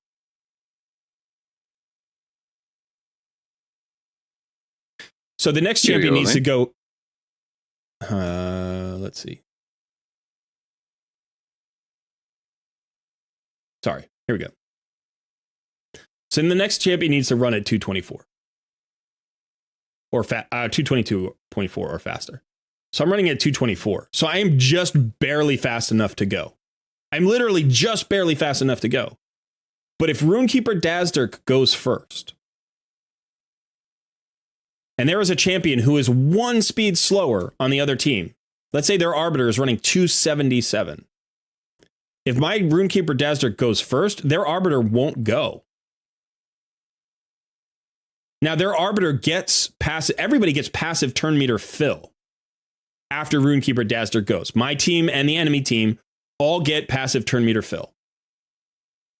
So if there was an Arbiter who was running at 277 and she could go past 100%, right? Because she would be right there. She'd be at 99.9%. She would fill past where Deacon can get to, because Deacon is going to get to like 279 speed, right? He's going to barely get there. He's going to get this close, right? But she already had passive turn meter fill, so she should be ahead of him. But she's not. Deacon will go next. Now Deacon's going to do a 15% turn meter fill. So now what I'm looking at is I'm looking at 278 divided by 1.4. So as long as my third and fourth champion are going at least 199, they're going to go next. Right? So that means Sun Wukong, who's going at 200. He's literally one speed faster than he needs to be. He can't be passed. He cannot be passed. There is no way for the enemy team, unless they have a passive that increases their turn meter somehow. If they have no turn meter fill on their team, it does not matter how fast they run. They can't disconnect me. They can't. That's because when they get to 100%, they stop. They stand in line. Turn meter fill is to jump the line. You are jumping in front of the line with turn meter fill. If you are just passively filling up, you are never stepping across the line until, the person who's like at the window is like, yeah, okay, your turn. Right? So as long as everybody's jumping in front of them, they just don't get to go. They don't get to go. Now imagine that if I had more champions with turn meter fill, I could fill Runekeeper Dazzurk back up to 101%. Like he would go, and then I would have 3 more champions that could go, and then they would all get a turn, and they would all get turn meter fill. Then he could potentially go again and get turn meter fill, right? And he could fill it again, and you could loop, right? The problem with being able to do that is that you can't, that's where the 30% comes in. You can't lap, because you would need to basically, once he goes, you would need to fill 100% of his turn meter from the next 3 champions. I'm just hopping really quickly because I'm reading the chat and it's like we're all having completely different conversations. Silence is talking about how the speed affects your passive turn meter. Yeah, of course. But like, if you have 300 speed or you have 100 speed, you get a different percentage of turn meter. That's how one is faster than the other. But what we're saying is at 100% turn meter, naturally the champions stop filling turn meter. They've hit 100%, they're going to go at the order that they arrived there. Boosting turn meter gives a champion the ability to go past 100%. And the second you go past 100%, you are going to go before that champion that hit 100% naturally. And then Bilgen is saying even without a booster, you can get cut. But that's exactly why you have a booster, so that you can't get cut, because the booster is taking you past 100%, and therefore you can't get cut by anybody else. I'm not sure this is right, Bill. You say 100 speed can sit at 100% and still not go next if a champ has 300 speed and is at 95%, even without any boost because of the huge speed difference. I don't think that's true. If you're at 100%, you go next. Right? Unless there's somebody in front of you who also has 100%. And I think it's based on arrival. It's not based on. So it's like if the other champion gets 95% turn meter, you'll see it. They'll have 95% turn meter. Right? There'll be a little sliver where they don't have a complete turn meter. And if somebody else does have a complete turn meter, they go next. They can't be cut simply because somebody's faster. Right? You get to the go stripe. You get to the line. You're the front of the line. And somebody could be pushing up against you, but they can't get in front of you without a turn meter fill. They can't do it. So if they could be at 500 speed and you could be at 5 speed, it wouldn't matter. If you're at the front of the line, they can't body through you because you're literally at the line. Now, if you're at 99%, it might be possible. Right? And there are times where it looks like the turn meter's full, but it's not quite full. Like, we know that that's true. Yeah, but what I don't understand about this kind of like argument here is this is clearly shown in game, right? If I'm going against an enemy team in arena and they have an arbiter going at 300, and I have a champion, a turn meter filler going at 301, if my next champion is at 250 speed, if it's correct that the turn meter never stops filling, then arbiter is going to go before that 250% champion. If the turn meter fill does not go past where she would naturally go, she can go beyond 100, right? But if she stops at 100 and the turn meter brings that champion over the 100%, which is what we're saying, then that champion will go before arbiter, which is what you see in game. That's how they skip champions that are significantly faster than them. Also why they can run significantly slower. Hammerhawk. I went to the front of the line in the supermarket and people were looking at me upset. I told them I had a turn meter fill. Needless to say, they didn't get it. I was put at the back of the line. But yeah, is that everybody's seeing that, right? That's what happens. That's why you speed tune an arena team. That's how my monkey can go at like 200 something speed and go before arbiters that are running 290 speed. I'll pull up the graphic if I can find it. Yeah, well, so Bilgen, that's 100% correct. The faster the speed of a champion, the more turn meter they get per tick. And they would overlap the turn meter of slower champions because they get more speed per tick. 100% correct. The only thing that we're saying is once a champion hits 100% turn meter, they stop gaining turn meter because they're going to take their next turn. Right? They get there first. So if I have a champion at 300 speed and I have a champion at 200 speed, the champion at 300 speed is going to get more turn meter per tick, and they're going to arrive at 100% first. Therefore, they will go first. But in that same scenario, if I have a champion at 300 speed that gets there first and they arrive there first, but then I have my 200 speed champion get a turn meter boost beyond 100%, then that 200 speed champion will go first, which is exactly what you see in game.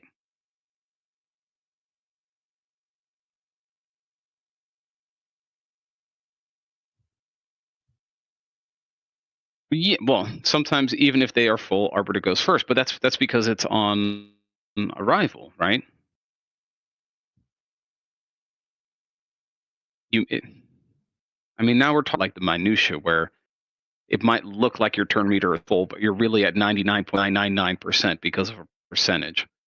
Speed difference because it's percentage on like a speed set where your true speed is actually 200, 54.76 instead of an even number. And so like you can get really deep into the minutia of it if you want without trying to, bury the argument in that kind of thing. You just look at the basics and how it seems to function. That's what it seems to do. I can't find my graphic. This was from like the first week we were doing videos. Yeah, but see, again, Bilgen, that's so Cardinal's Revive boosts the turn meter to the max, right? So I've heard of Cardinal. I've never used her, but to my understanding, she cuts in on other like arena teams, right? But that's because she's boosting to the max. So she's boosting past the 100%. Right. If I recall correctly, the kind of the graph that you showed me is you have 0 to 100. That's your natural turn meter. Then you have 100 to like 125, and that's the extra. If you turn meter boost past 100, in between 100 to 125, then you're going to go before anybody that naturally hit 100. And saying full max boost is just straight to the end of that line at 125, which then it kind of acts like it did at the 100 before. It's whoever arrives there first.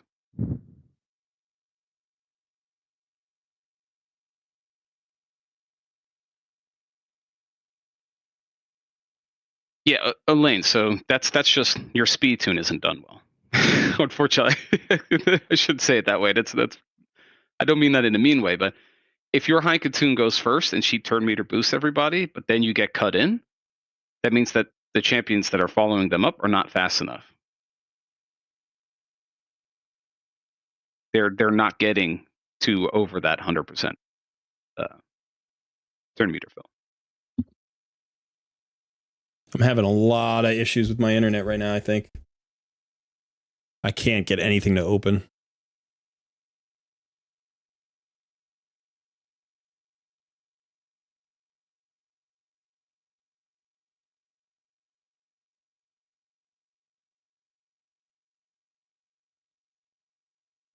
I want to see, there is a video I did back on July 5th. Yeah, I was about to say we should watch the little video for a bit, because I remember that very clearly. Yeah. I mean, doesn't that go back to that big giant Reddit thread?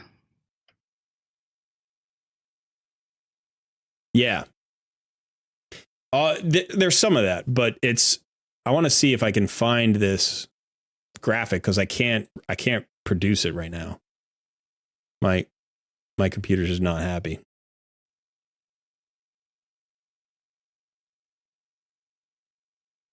So nothing fancy here, but okay. So let me see. So Bilgen, can you give me like more information on what you mean by that? So you say, again, turn meter fill never stops going. It just displays us the 100% we see. But I would disagree with that clearly, and I will give you an example again. If that's the case, then how can I cut in over the 300 speed arbiter when my 200 speed champion gets a turn meter fill?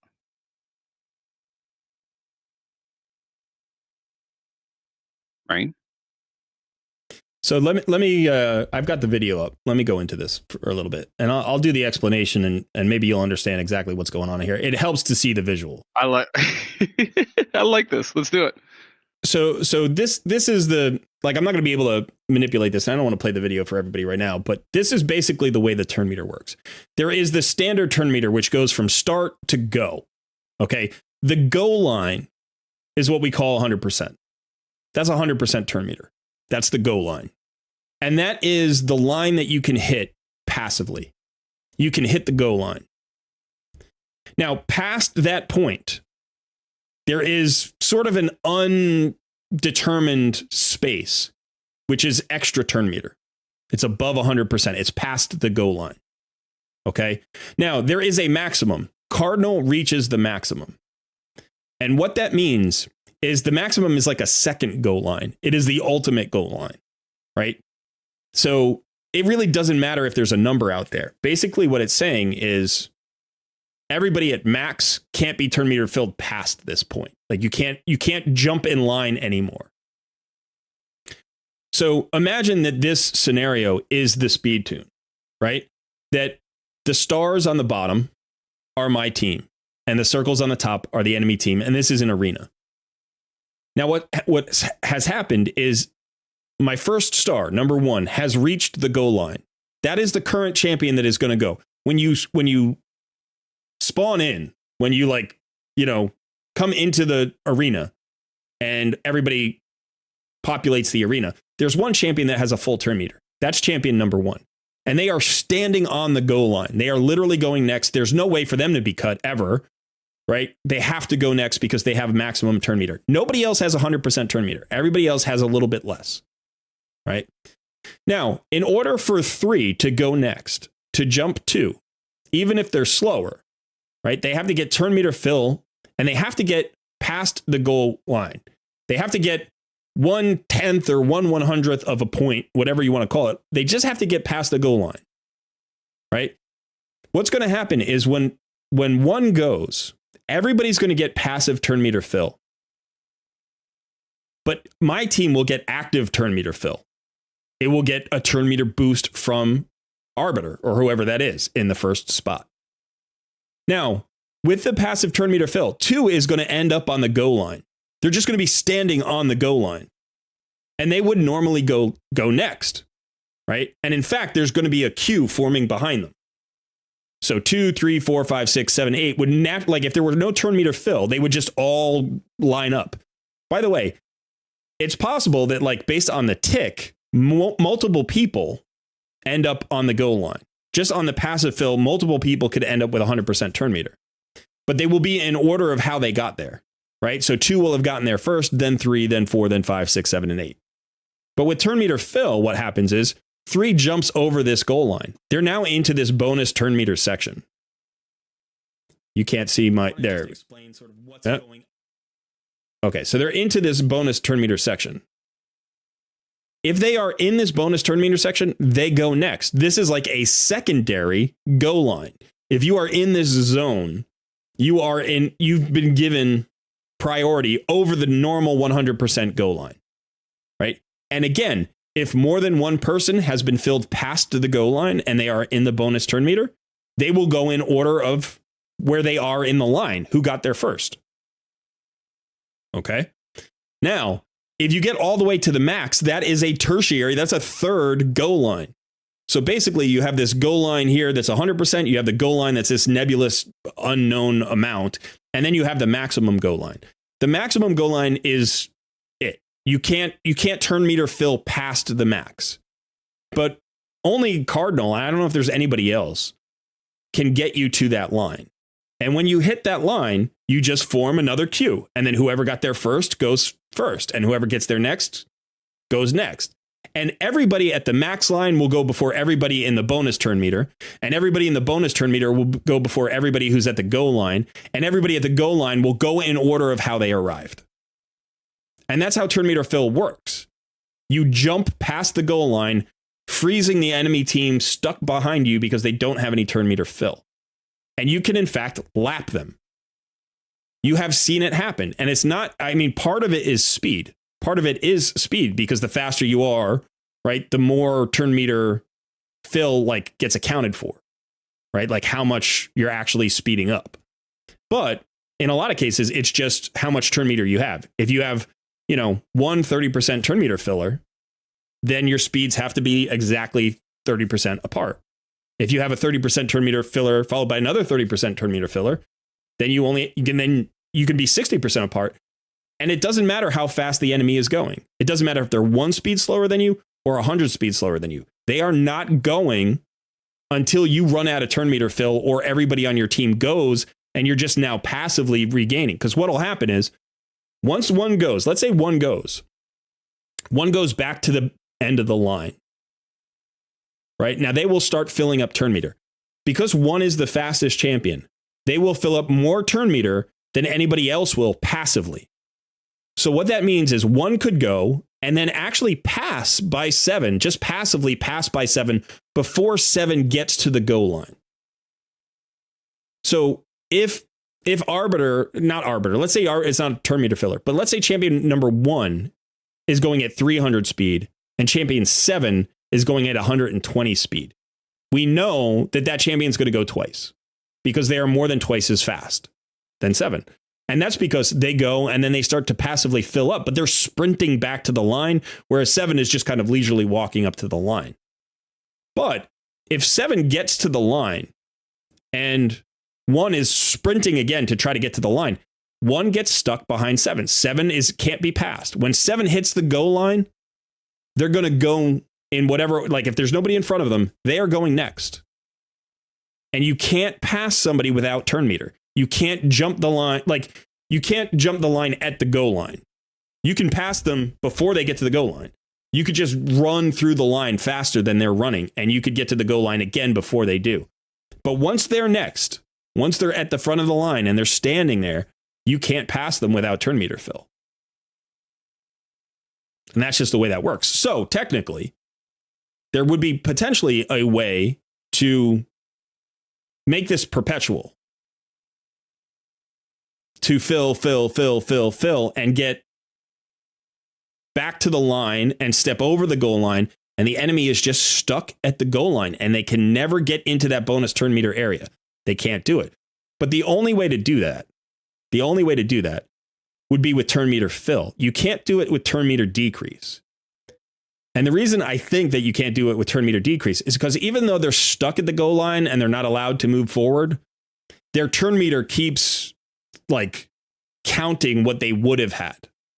And so when you do a turn meter decrease, like you can reduce 50% of the turn meter and you'll see like 10% of the turn meter will decrease. And it's because they actually had 180% turn meter. Like not just passive turn meter. They didn't actively get into the bonus turn meter.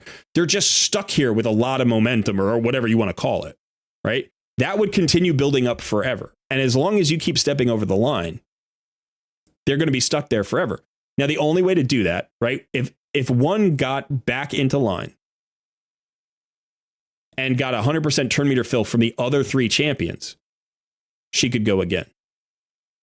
But the only way that would work, because remember, her speed is determined where the goal line is you would need 3 champions with 33% turn meter fills, or like 34% turn meter fills.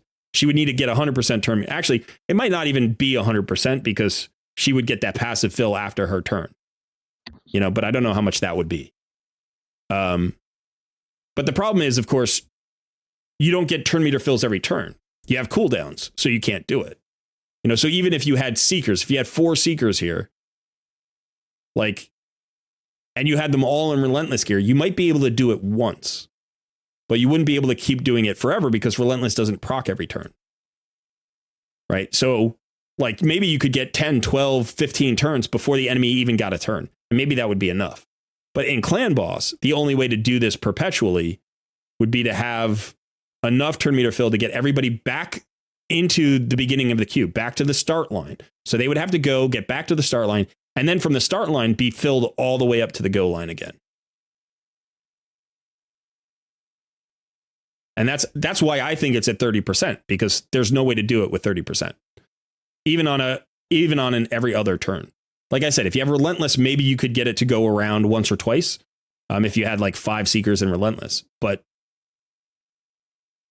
you wouldn't be able to perpetuate it. But the boss would never cut in. I don't think the boss would ever cut in until you ran out of the turn meter fill, until somebody didn't get into the bonus turn meter. All right. Somebody losing their mind? He's screaming at me.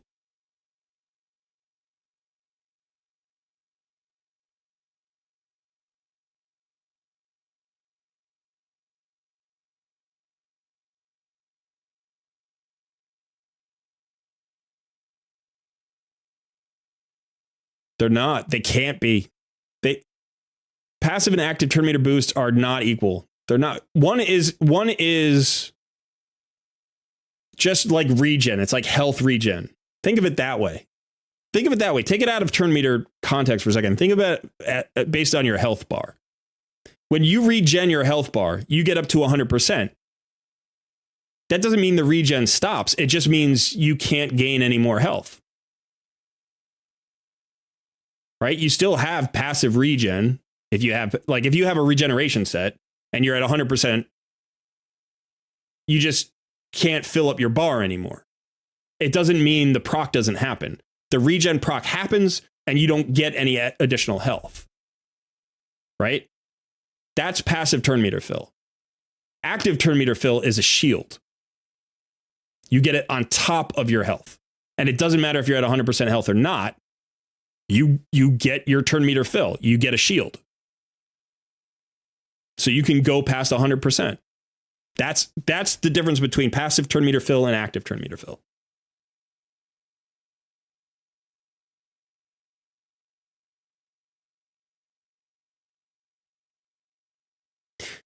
Fatal, this is what I'm saying. You can't actually do that. There's no way to do it in a clan boss team. If you had 5 Seekers in Relentless, you could potentially get 10, 12, 15 turns, and then the clan boss would go because you would run out of turn meter fill eventually. You can't do it. That's why it's 30%. That's why it's not 35%. If it was 35%, you could do it a lot longer. If it was 50%, you could do it forever. Remember that there are cooldowns, right? So it's like even if you had a 75% turn meter fill, if it's on a 4-turn cooldown, that's not enough.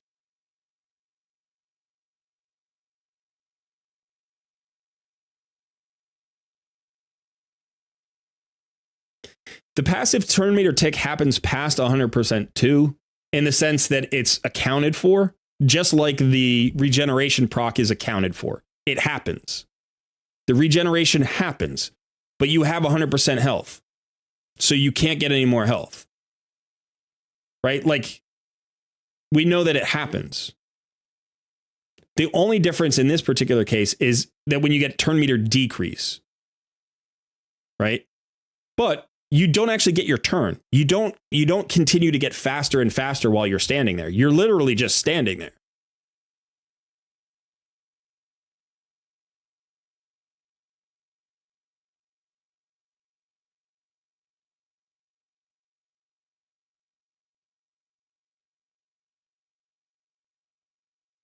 Right. Mr. T2 Sugars, I've already said that, right?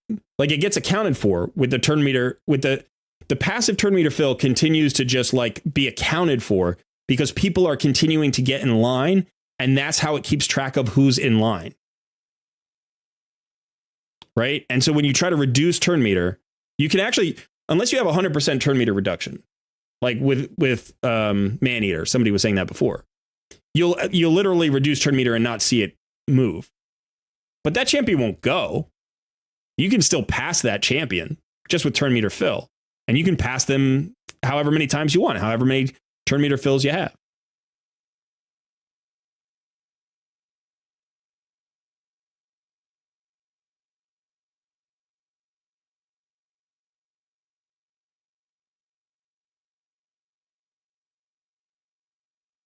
Without a boost, you can surpass someone who is past 100% turn meter with speed difference. You cannot, Bill. You can't. I'm sorry. I know we disagree on this, but that's not true.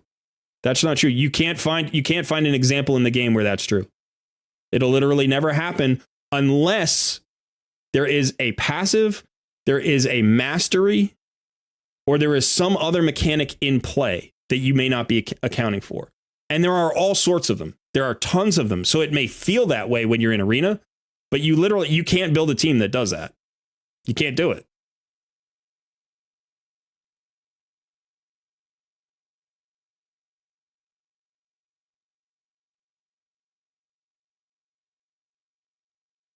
You gain turn meter when an opponent takes a turn, and you stand at the goal line.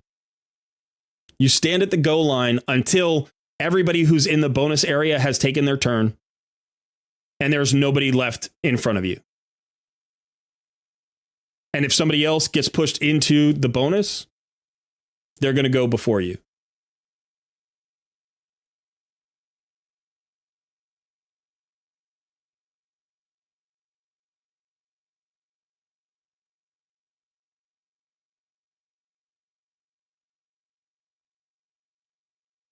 Liv, Merry Christmas, Happy New Year, Happy Holidays.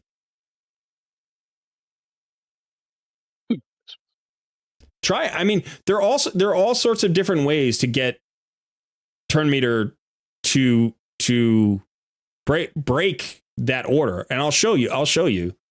Like there's a very easy way to do it. You can do it on every champion.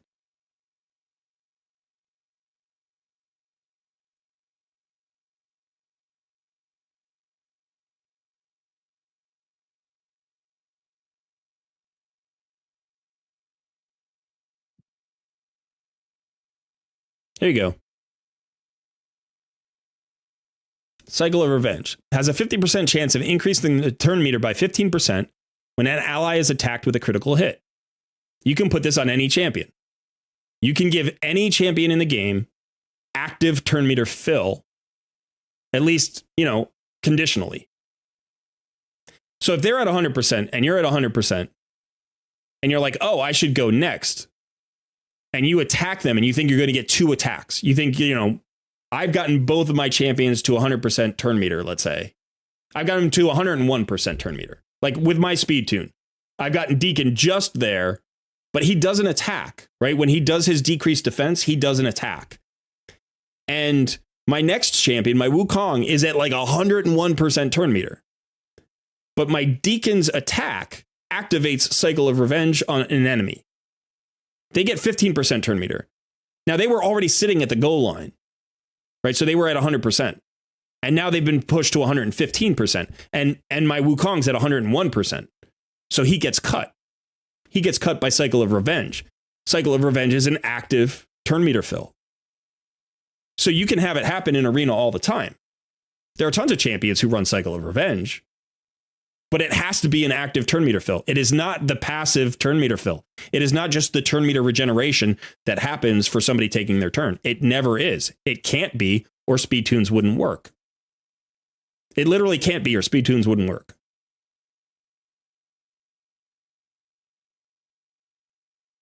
And then you have other passives. There are other things that you can do to get active turn meter fills. But Cycle of Revenge is the easiest one because it can go on literally any champion. So if you have a turn meter filler, I mean, you have other ones, right? Here, Timely Intervention increases the champion's turn meter by 20% whenever an ally hero drops below 25%. So you get your nuke off thinking you're going to get or you get your Wukong off thinking you're going to follow up with your nuker, but you hurt somebody, and then their turn meter filler gets Timely Intervention, and now they go next. So if you think you're getting passed by passive turn meter, you're not. You're getting passed by a mastery, which is an active turn meter fill.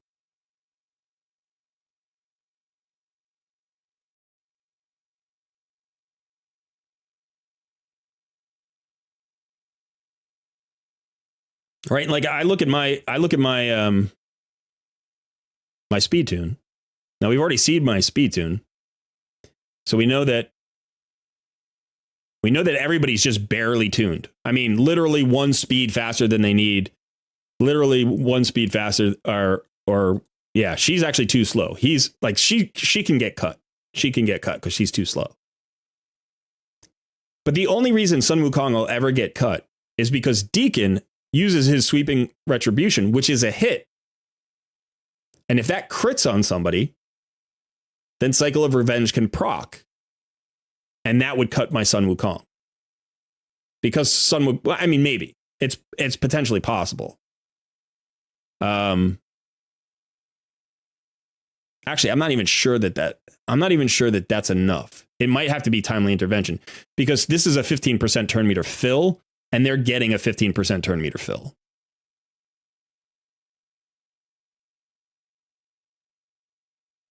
But maybe because they're a faster champion, their turn meter fill is more. Counts as more. So I'm not 100% sure about that. Probably, actually, they could cut in.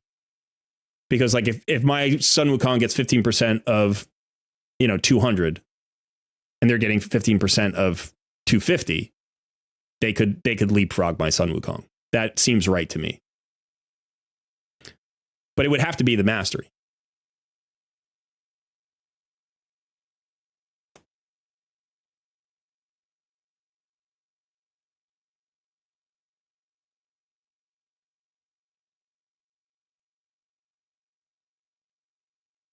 That's an interesting idea, Fatal Virus.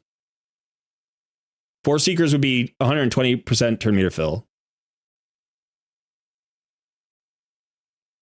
And the Yumikos would reset them every turn. And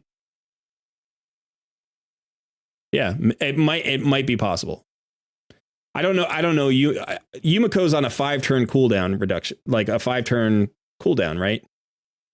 And so she reduces her twins Yumiko by 3 turns, meaning that's on a 2-turn cooldown. And if you get 120%, it's on a 1-turn cooldown. It might work. It literally might work.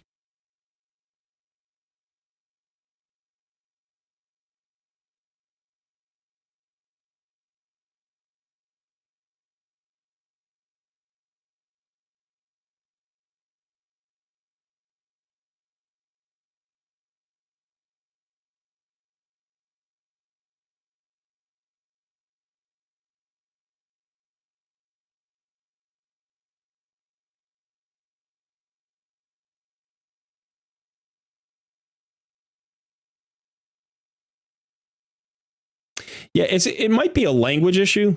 It really might be a language issue because, like, for instance, it's interesting that you're saying when the passive turn meter tick happens, everybody gets a turn meter boost. It's not a turn meter boost, right? Everybody gets passive turn meter fill, if you want to call it. I mean, I don't know if you want to call it boost or fill, right?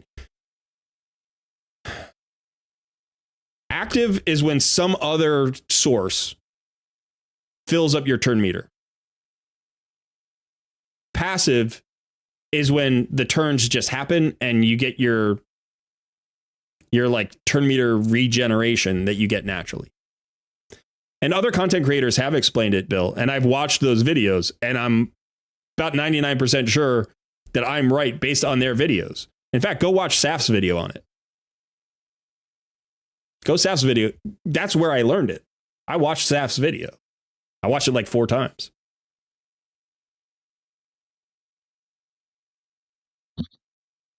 That's funny. Shooter just linked that to me. Yeah, it's a great video. Go watch Saf's video.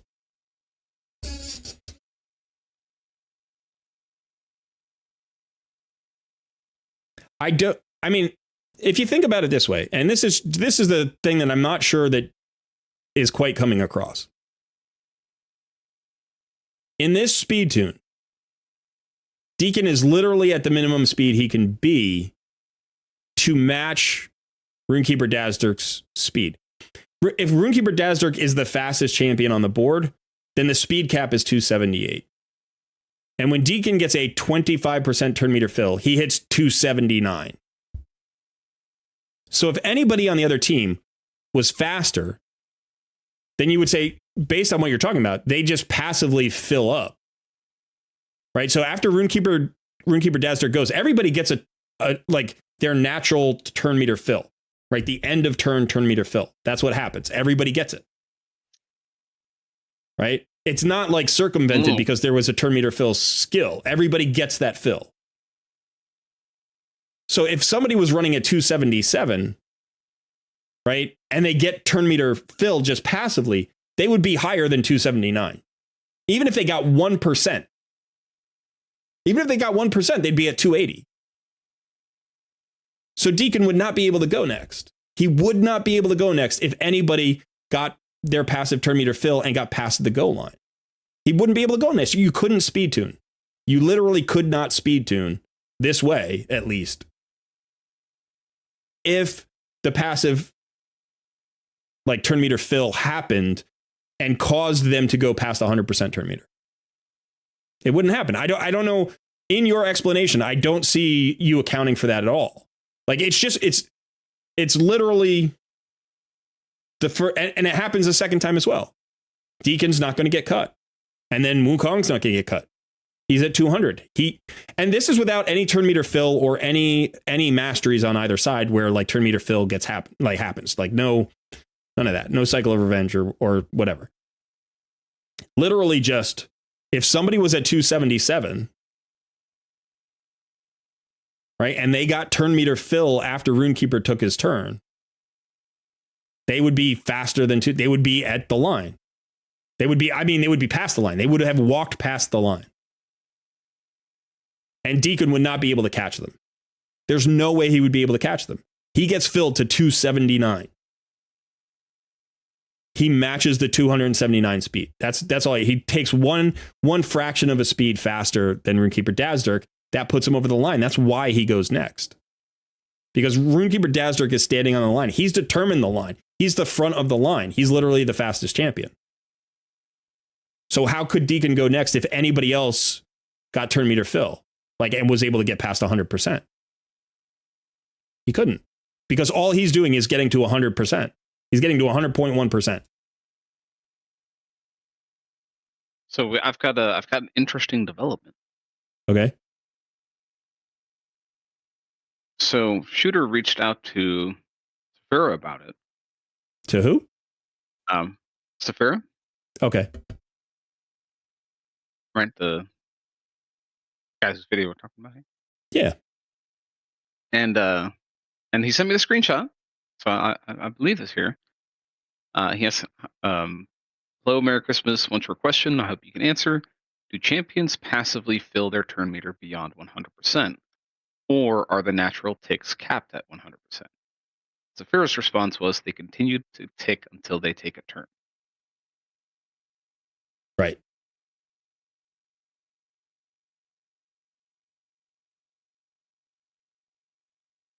Yeah, we already said that they continue to tick. We know that they continue to tick because that's how they keep track of who's at the front of the line. But the part is that he's talking about is until they take a turn.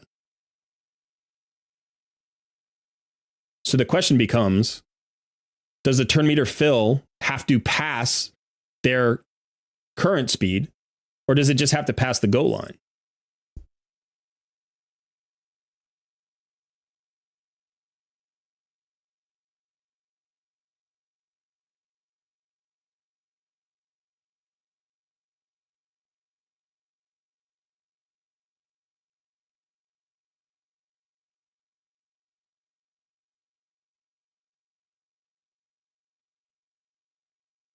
You just need one speed more on Deacon past the 25% turn meter fill. As you see in my example, an Arbiter with 277 would beat Deacon by 0.1% turn meter. Tonk is asking, is this debate on turn meter going to be the entire stream? No. No.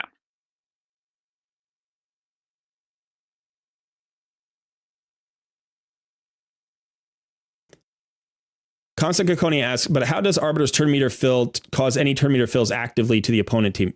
It doesn't. When Arbiter ends their turn, everybody takes their step forward, right? That's what the tick is. That's what we call the tick, right? Everybody's stepping forward. Everybody's filling their turn meter because the person at the front of the line has taken the turn and is now sent to the back of the line. And that means there's a space in front of everybody and everybody steps forward. And the size of that step is based on their speed.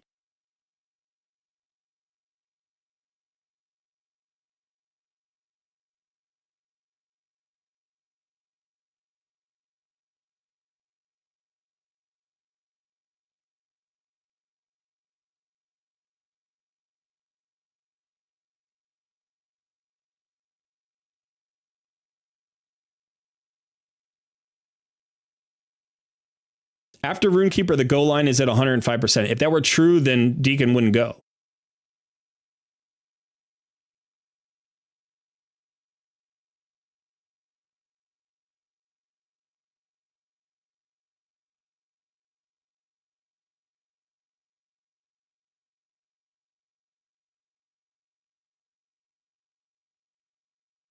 Now, what you're saying is if you push the goal line by 5% every turn, that's possible. That's absolutely possible.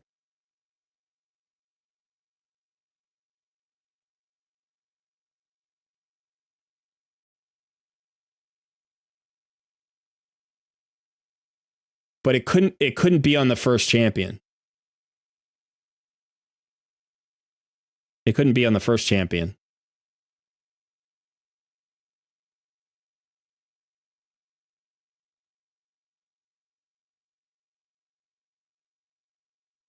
So I think